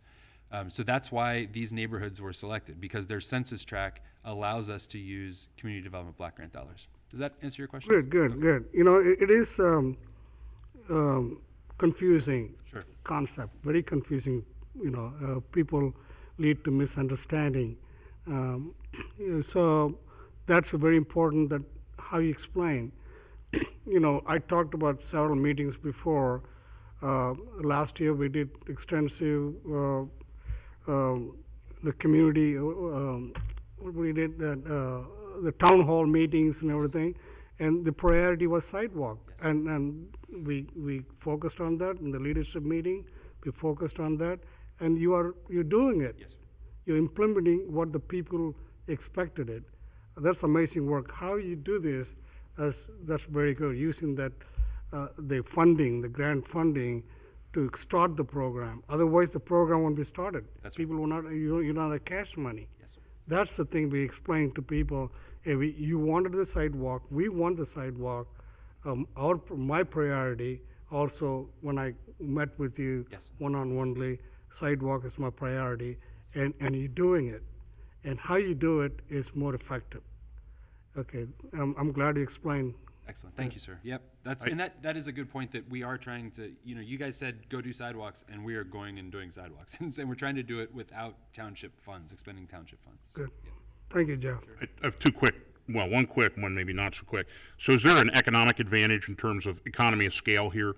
Yes. I'm assuming that residents in Groesbeck and Northbrook, if they called up a concrete contractor, are gonna get a cheaper price doing it through this. Yes, sir, because Do we have an idea of I don't, but mobilization costs are a big part of that. And if you have one mobilization, meaning you've got one crew that goes out and takes on a geography in a day or two, that's way cheaper than saying, hey, I've got 2 blocks on my, Right. Come fix 2 blocks. I'm going to fix 150 blocks of sidewalk all at once in a couple of days. You get a much better price. And I love the explanation. I thought it was very well done that you just gave for Mr. Rajagopal.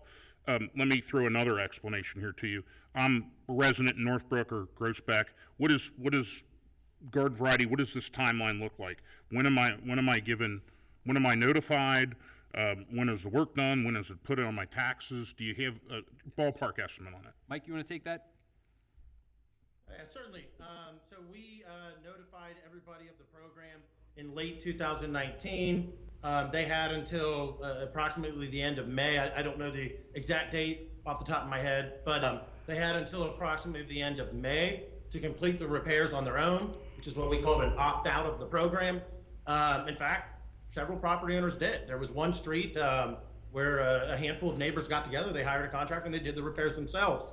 Anybody who didn't opt out was then notified that, hey, you're now in the program, and they were given the opportunity to speak at the public hearing that we held at the last trustee meeting.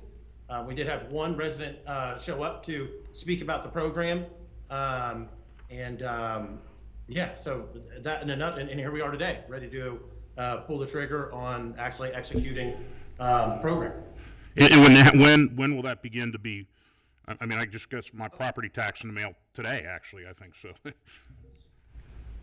So we would try to get the assessments to the auditor so that they'd be on next year's tax bill. And But if for some reason it doesn't get there, it may, it could take up to a year to get on the tax. And I believe you've answered this before, Mr. Iona, but does this transfer to new owners, and it doesn't encumber me in selling my property, right?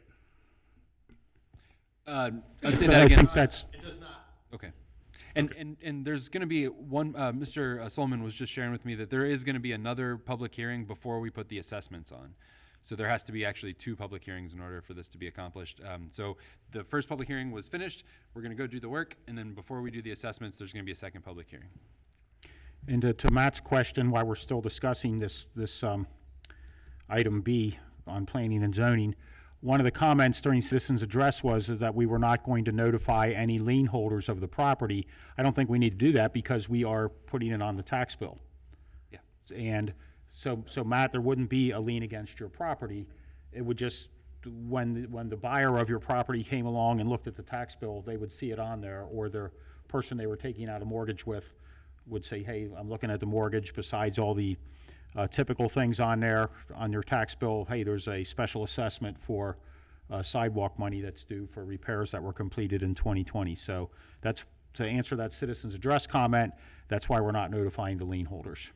So with no other discussion on item B, the resolution to proceed with the program, And since it was motioned and seconded motion by Matt and seconded by Raj, would you go ahead and call for a vote on that, Mr. Baker?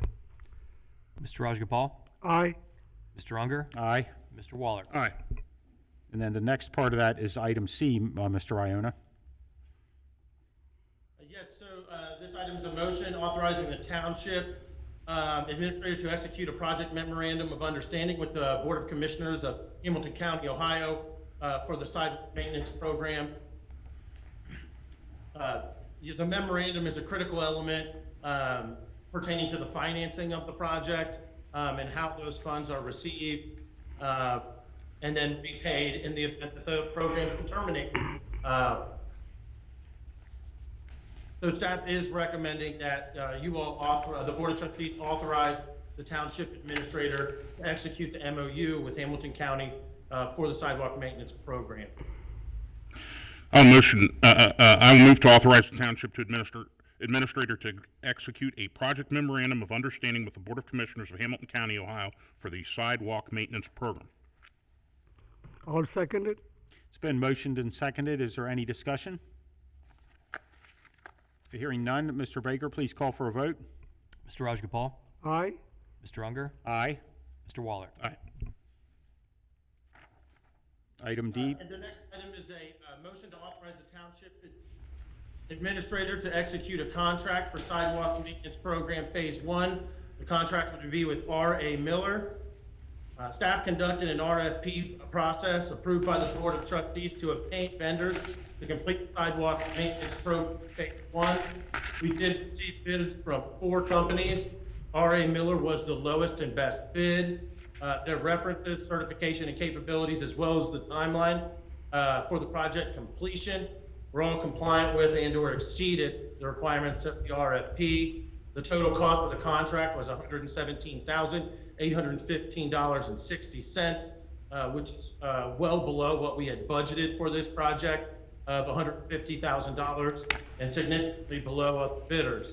As such, staff is recommending that you all adopt a motion to authorize the Township Administrator to execute a contract with R.A. Miller to complete the repairs and maintenance outlined in sidewalk maintenance program Phase 1.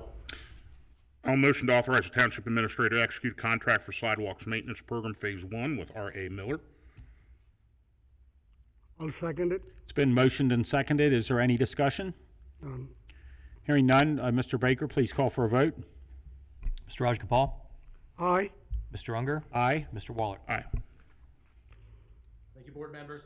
The final item I have this evening is a resolution declaring nuisance and ordering abatement on the following properties: 3414 Alamosa, 2473 Blue Lark, 9161 Coogan, 9247 Coogan, 4419 Day Road, 4391 Day Road, 6662 Daleview, 7481 Eagle Creek, 6601 Flagstone, 9970 Hollis, 2864 Houston, 7135 Hunters Ridge, 7163 Hunters Ridge, 7171 Hunters Ridge, 7179 Hunters Ridge, 7211 Hunters Ridge, 7228 Hunters Ridge, 2523 Impala, 2744 Leota, 3082 Libra, 3094 Libra,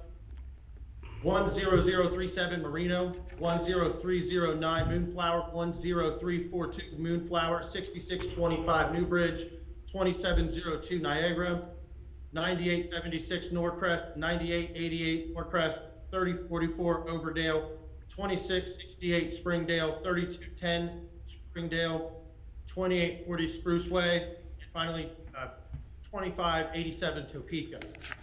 And I'm recommending that you all adopt the resolution declaring nuisance and ordering abatement on those properties.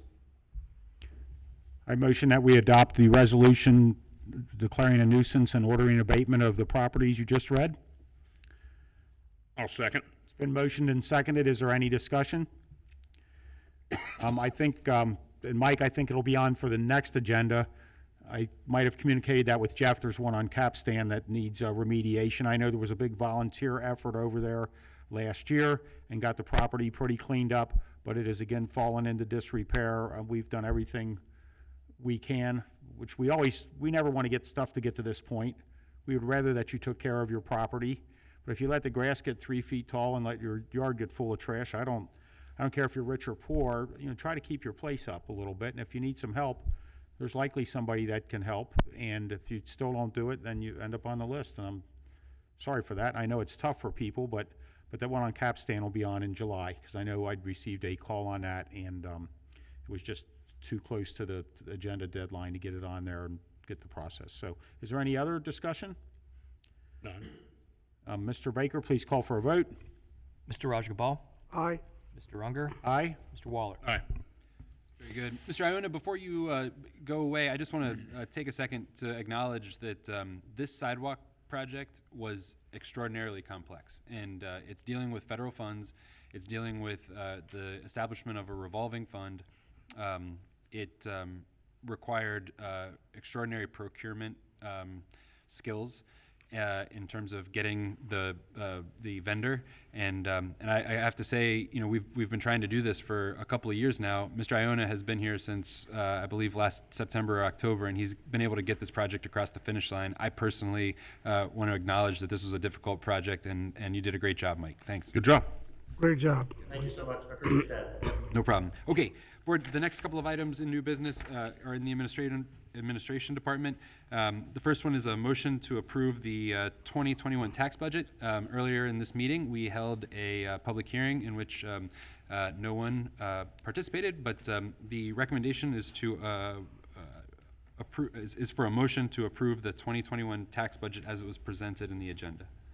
I'll motion to approve the 2021 tax budget as presented. And I'll second it. It's been motioned and seconded. Is there any discussion? Sure. Thanks, Dan.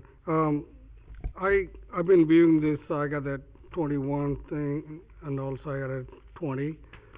But just comparing this, I'm doing some little bit studies, but it looks like a very favorable for 21. We are losing on the receipt.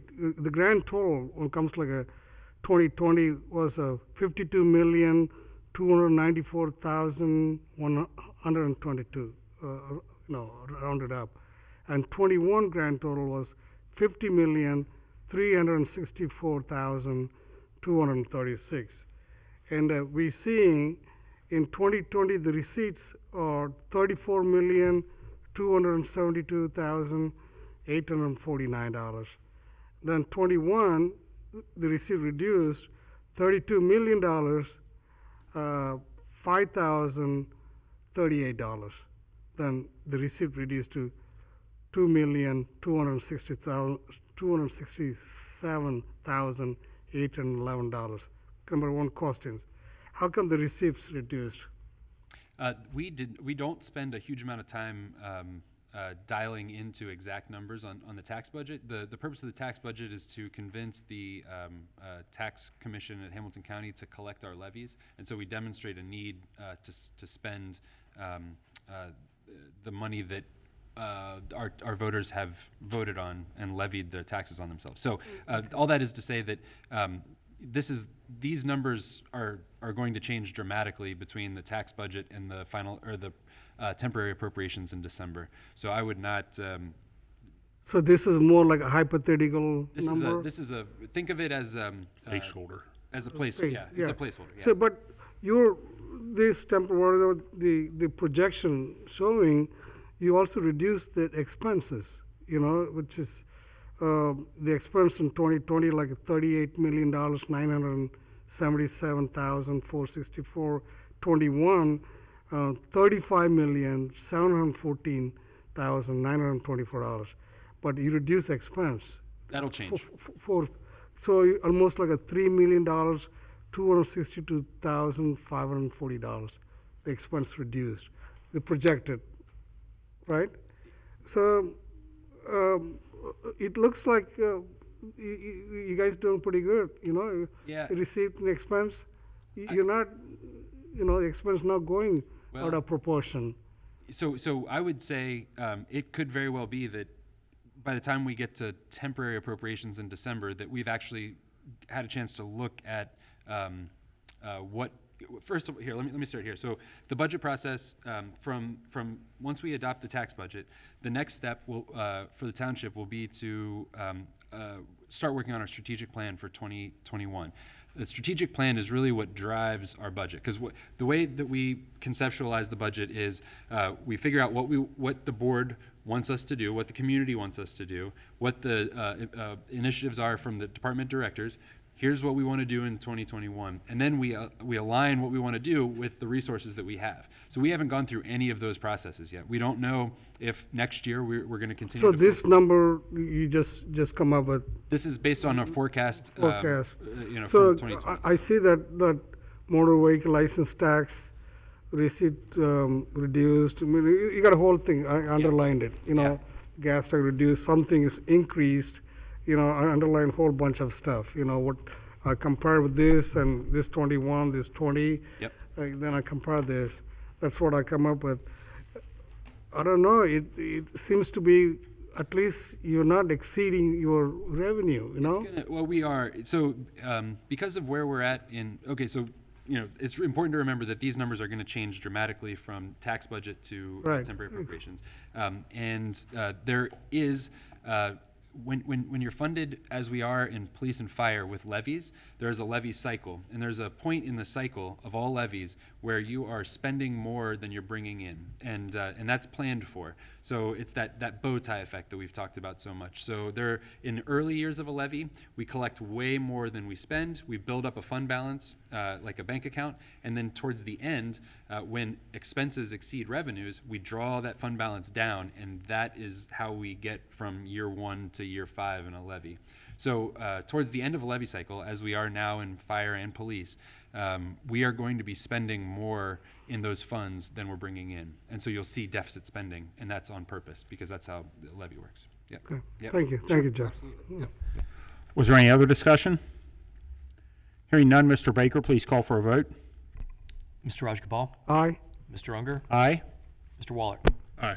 Very good. Thank you, Board. The next 3 items require no action this evening. They are first readings.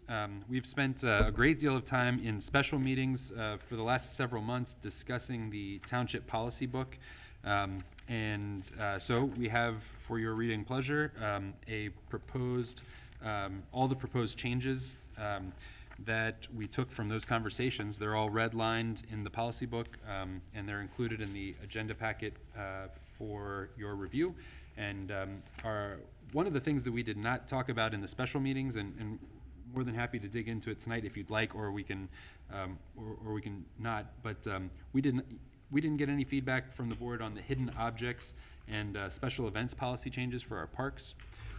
The hidden objects, and these are specifically pointed out, Mr. Wallet. These are things that you championed. And I talked to Mr. Weckback about that. We're going to circle back. I didn't want to hold up the whole process for that, but I want to at least present the idea that our parks have similar rules to Hamilton County Great Parks, and I haven't talked to Jackie about that yet, but she's very familiar with those rules. So. And we've actually included drafts for both of those policies Right. in the book. So have a look at those, and we will hopefully vote on those in on July 14th. And the hidden objects thing is a geocaching or geocaching? Could be geocaching. There are sometimes folks hide objects in the park and ask others to find it and that kind of thing. Right. Sometimes they're invisible. Yeah. And you only can find it if you look for the longitude and latitude of what's supposed to be there. Right. Okay. Yeah, you got Just it. for folks that don't know that. Yep. Are there any questions about the policy book, or would you like to move on to the next 2 items? Go ahead and move on, but I want to ask Scott, is it during the discussion time or now? On the first reading of this reappointment, I'll do both reappointing Jeff Mills and also Jeff Eckbach. If I want to table this motion, do I motion for this? I'll tell you the reason why. It's just a first reading. It's just the first reading, there's no action tonight. there's no action tonight, so it's just the Okay, first reading. no table, anything like this? No, it's just to let people know that this is the first reading, It's my intention to put it on the Right. agenda at our next meeting, which is July 14th, and if you wanted to table it then, Oh, okay, that would be the time to table it. okay. Now, I think I did read this, and I don't know if it was your contract or Mr. Weckbeck's contract that, because I've received a lot of messages about why so early. Well, in the contract, this process has to start a minimum of 90 days before. Is that for both your contracts, I think, right? Yeah.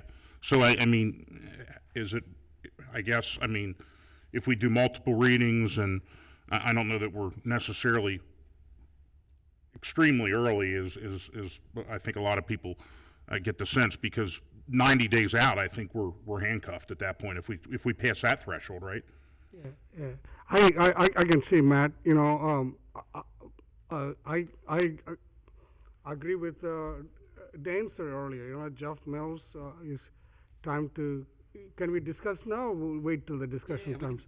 Can you go, huh? Okay. I worked with him for two years and 2 months, get to know him really well. We build a strong relationship. Anything I ask for Jeff, he does it right away. He's big instrumental in one of my dreams, the Boys and Girls Club. And the biggest thing is the sidewalk program. He was initiated that. It's one of my first on the agenda. Also, we talked about that, right, the contract, East Miami River Road, you know, the sidewalk program for the Northwest School to the Pippin Road. It's critical, and you really helped to write the grant and inspired Jackie and get the consultant in this, make sure that we obtain this grant, you know. And you work hard. You're a hardworking man. I even tell you many times, slow down, man. Go and take care of the family, you know. He's got all the little children there, you know.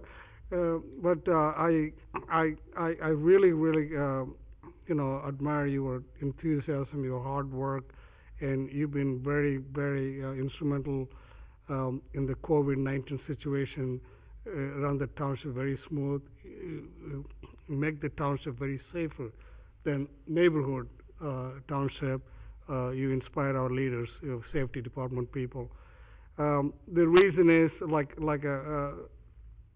I was suggesting table this or talk about this, is it only, like we got the new trustee here, you don't know you that much, 6 months, and me and Dan came the same time. We get to know you. We had an opportunity to work with you. It's all about understanding your culture, understanding your type of work, your type of style, how you do it, you know. So this gives you some time for, you know, I don't want to speak for Matt, you know, I want all three of the trustees be synchronized, you know, with the same page. See your performance. I don't got no doubt about your performance, you know. So that's what I mentioned about early tabling the situation. And Raj, I would comment that you brought up the point that you and I started on the same day. The day you and I started, January 1st of 2018, the previous administrator had retired the day before we started, so we walked in the door with no one. And maybe, or to Matt's benefit, or yes or no, at least Matt has had somebody here that he can, you know, learn about and get to know and make recommendations for improvement and things like that. But you know, you and I walked in with nobody. Matt's walked in the door, and at least he's had, you know, 6 months to evaluate Jeff, and I'm sure Jeff's gotten an earful from him once in a while on different things, but so Matt has had the benefit of some time to get to know Jeff a little bit, and we didn't have that. It's so. also, it's good we follow a process, you know, like last year we extended our contract. We get to, you know, like we got your performance evaluations like this. And we like to have, before you renew your contract, like to have some performance evaluation, something, and a trustee should evaluate it together, you know. That's very critical for the process. So that when we vote on it, we are in the sound ground, we're doing the right thing. So this gives the opportunity also, you know, we can do a performance also evaluations some type, okay? Yep, and typically, well, in section 4 of the contract, both Mr. Weckbach and myself, it says that that the performance evaluation is typically done on or about January 1st of each year. Okay, We met that last time. When did we? I think last year, we didn't do it this year. No, there was, so there's only been one performance evaluation, and that was on or about April of 2019. 19, yeah. Right, so you're due for one in 2020. Yeah, January 1st, 2020. Okay, and So we can, based on that, we'll have sound judgment to make. Yes. So we'll, I don't know, other two guys, what their position is. So that's my thought. Very good. thank you. And like I said, the reason I have it on that I'd like to get the process started is because last time it took us 4 months to find somebody. Well, that's a different So- thing, Dan. Last time we were, we. Right, but I mean, if we decide not put to. advertisement, we put the ad and we got to solicit all the proposals. We had to go to Kentucky, he had to get his resumes, passport. That took a long process. Right, But this right. is a different type of situation. We just consideration for reappointment, And if we decide not to reemploy him, But though, he reflected the good evaluation, last year evaluations, and let's get some input on that, we'll go from there, This is, last year's scenario is entirely different than this year, the appointing the administrator. There's two different things. sure. Okay, Thank you. and so those will be on the agenda on July 14th, and we'll see what happens at that time. Very good. Next item is old business. Yes, we'll invite Mr. Iona back to present the resolution adopting the Connect Colerain Sidewalk Plan. Thank you, Mr. Mills. Again, good evening, trustees. I'm excited to present to you a resolution adopting Connect Colerain, sidewalk plan for Colerain Township. This plan is the proposed logical next step to creating a more holistic and comprehensive approach to sidewalk and connectivity in Colerain Township. While we've made great strides since the inception of sidewalks, the sidewalk plans in 1993, where Colerain Township decided to require sidewalks as a part of new development. And then in 2006, the board amended that resolution to allow for developers or property owners in areas that weren't desirable to have sidewalks to pay into a waiver program so that the township could reallocate those dollars into areas that were higher priority areas for sidewalk connections. And what this plan does is it's just really the next logical step in deciding what the township wants to do with sidewalk, and it creates a vision for. I was just going to tell you, our thing usually times out after 2 hours. Where Okay. the high priority Yes. areas are in township, Gotcha. certainly sidewalks located on local streets should probably look different than sidewalks constructed on collector streets or arterial streets. And then the plan finally, it discusses implementation and funding for all the recommendations within the plan. The plan takes into account public input, the impact of system gaps, and it also takes into account an analysis of sidewalk maintenance across the township. One of the big facets of the plan that I'm perhaps most excited about is that it will be the township's first digital plan. And digital plans have a lot of benefits, and I'd like to just point out the three big benefits. One is accessibility. The plan can be accessed by anyone, anywhere, through the use of a smartphone, a tablet, or any other device that has internet. Typically, the paper plans get printed out and they sit inside of a planning office, until it's time for the next plan. So it's really exciting that anybody across the township or the region or across the country can access this plan and know what, and get a better understanding of the ideas and concepts in it. The second facet is that it allows people to interact with the plan. It's got interactive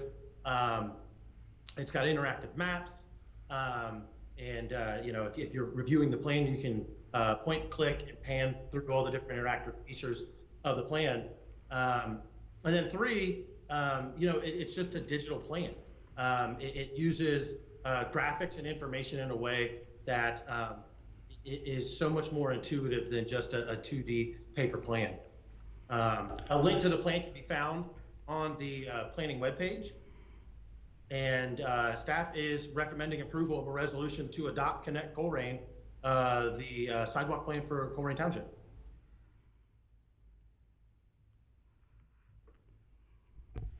I would motion that we adopt the Connect Colerain sidewalk plan to get it to the floor for discussion.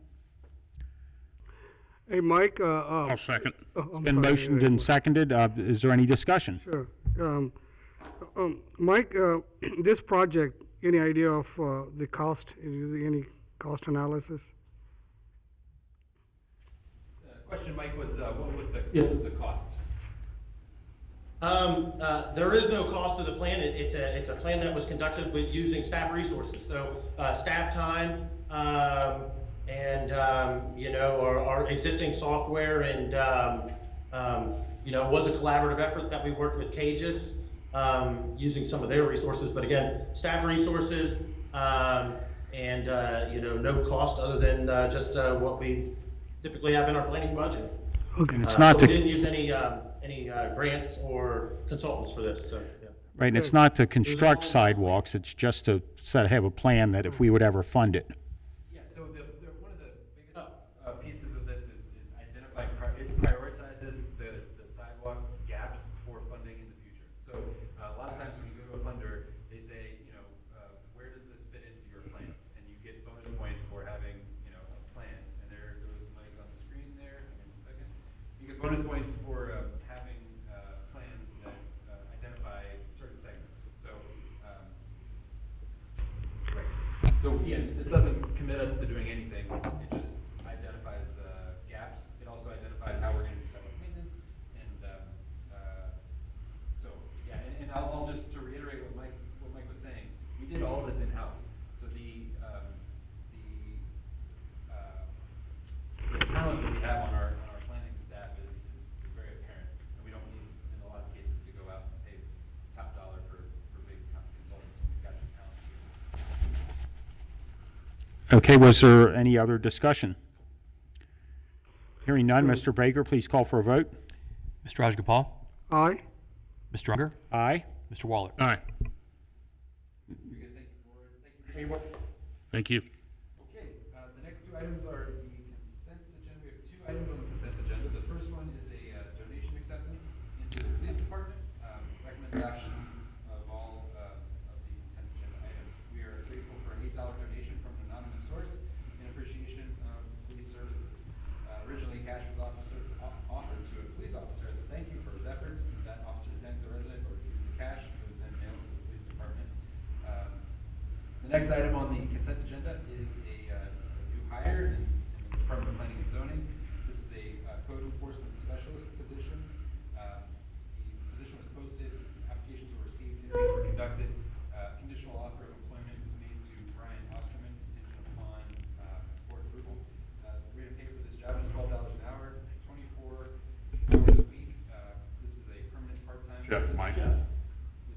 This is a permanent part-time position, and Mr. Osterman would, contingent upon board approval, Mr. Osterman would begin work on July 1st, 2020. So the recommendation is to approve all the consent items. I will say that with the hire of Mr. Osterman, we will be moving into Mr. Iona's new vision for how code enforcement will be conducted, which would involve a beat structure. With different code enforcement officers being responsible for different parts of the community. Before, you'll recall, we had dedicated resources for different nuisance types. So we had a seasonal code enforcement officer that was responding only to tall weeds and grass. Then we had Ms. Dakin that was responding she was only doing proactive enforcement. And then we had Mr. Cavallero, who was sort of the utility player. This new vision that Mr. Iona has for the department involves a beat structure where each individual code enforcement officer is responsible for all things within their beat. Motion to approve consent items A and B as presented. I second it. It's been motioned and seconded. Is there any discussion? Yeah, I just threw out, this will show what a nerd I am. I can't wait for the beat structure to get started. I'm actually really excited about this. I don't know if Mr. Iona is still there, but thank you, and thanks for working this out, because I think it's gonna get some interesting results. It has long been the goal of mine and the previous board, I hope, that we would strengthen our code enforcement, and I think that the conditions now are light years better than they were 2.5 years ago. We have made so much progress. I know we had another big cleanup over on Burnside since our last meeting, I think, and you know, a rising tide lifts all boats. When you see the house next door getting cleaned up, maybe you clean your own. I think it's become just that much better of a community to live in because we are really out there, and not being overbearing, but you know, we're going after some long-term problem properties and encouraging people to clean them up. I know we had one a few months ago where the gentleman approached us. He saw the property was on the agenda. He said, please take it off there, let me get it done. And I went over there the day before the meeting, and he had completely cleaned the place up. So just, it makes for a better community. I'm glad we're adding that position, which we had previously approved, and good luck. Is it Brian? Yes, sir. Have not met him, do not know him, but I'm sure he's going to do a great job. So, I agree with Dan. Being, let the people know what are the violation, the transparency. So, man, we're really serious about this matter, about enforcing zoning regulations, keeping this place clean. That's a great thing happening. okay, and is there any other discussion? Hearing none, I will ask Mr. Baker to call a vote on the consent items. Mr. Rajagopal, Aye. Mr. Unger, Aye. Mr. Waller. Thank you, Board. That's all the business for the evening. And the except, next item is the fiscal office report. Mr. Baker. Thank you, Board. The first thing I have this evening is asking for an approval of a resolution authorizing the transfer of township monies from the general fund to other township funds. For example, would be transferred from Township General Fund to Township Parks Fund, Township's Zoning Fund, and Township's Community Center Fund. I would Go ahead. motion that we authorize the transfer funds that you have a detail of. Yes. Okay.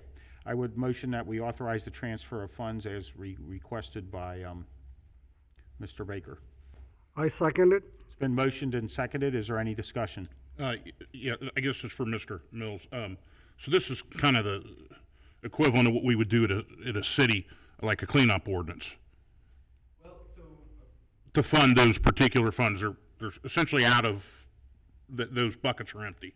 Yep, so the way, the costs associated with parks need to be paid for out of the parks fund, but parks don't generate enough revenue on their own, so we appropriate in the general fund transfers out. And so we appropriated this amount. This doesn't change the appropriation. Right. We may need to, in the coming weeks, or in the coming meetings, do a cleanup resolution, which addresses changes to revenue and expenditure midway through the year. Okay. That would be called a supplemental appropriations, and we may need to do that. But this is more a housekeeping matter that authorizes the transfer of funds that has already been appropriated from the general fund to the funds that don't create enough revenue to support themselves. Okay, because I noticed, I think last year, I just went through 1 year, you guys did something like this, but you did not do a cleanup. Right. Okay, thanks. Yep, no problem. Was there any other discussion? Hearing none, Mr. Baker, please call for a vote. Mr. Rajagopal, Aye. Mr. Unger, Aye. Mr. Waller. Aye. And the only other thing I have this evening, Board, is just a quick update on public records requests. We have, since April 1st, we have filled 89 public records requests now. And that's all I have. Well, great, thank you, Jeff. Thank you. The next item is executive session. I would like to have one, if to discuss personnel. I didn't know if you had any other topics we need to discuss, Mr. Mills? Yes, sir. Okay. Recommend that the board go into executive session in accordance with Ohio Revised Code, Section 121.22G3, to discuss pending or imminent litigation with the township attorney.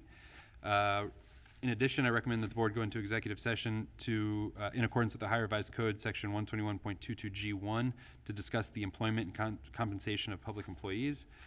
In addition, recommend that the board go into executive session in accordance with the Ohio Revised Code, Section 121.22G8, to consider confidential information related to specific business strategy and to discuss negotiations with other political subdivisions respecting requests for economic development assistance.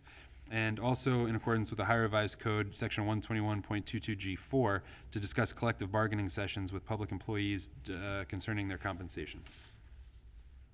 I would motion that we go into executive session to discuss the reasons articulated by Mr. Mills. Second. It's been motioned and seconded. Is there any discussion? Hearing none, Mr. Baker, please call for a vote. Mr. Rajagopal? Aye. Mr. Unger? Aye. Mr. Waller? All right. So we will dismiss to executive session, and I don't anticipate making any decisions tonight. There's just some things we need to discuss, and we have not been able to have a executive session with us all here in a while, so here we go. Please Mr. Unger, let me just clear up there. You said we won't anticipate making any decisions. We won't be making any decisions in executive session. You don't I don't anticipate? think we're making, I don't Right. think there'll be any business when we come back. Right, there you go. Just When we wanna come back clarify. from executive session, there'll be no decisions except likely an adjournment, hopefully, at that point. Thank you. That's correct. So, yes, we can, but we need to, it's been motioned and seconded. Oh, we need a vote. So, Mr. Rajagopal? Aye. Mr. Unger? aye. Mr. Waller? Aye. Very good. Is that all good, Scott? That's good. Okay, great. So please stay tuned, and we'll be back at some point. I'd like to call this meeting back to order. From executive session, Mr. Baker, would you please call the attendance roll? Mr. Rajagopal? Here. Mr. Unger? Here. Mr. Waller? Here. Mr. Mills, is there anything to report from executive session? There's not. Okay, and the next item would be a motion for adjournment. Is there a motion for adjournment? I will motion to adjourn. I second. It's been motioned and seconded. Is there any discussion? None. None? Hearing none, Mr. Baker, please call for a vote on the motion to adjourn. Mr. Rajagopal? Aye. Mr. Unger? Aye. Mr. Waller? Aye. This meeting of the Colerain Township Board of Trustees is adjourned at 10:07 p.m. on Tuesday, June 23rd, 2020. Thank you.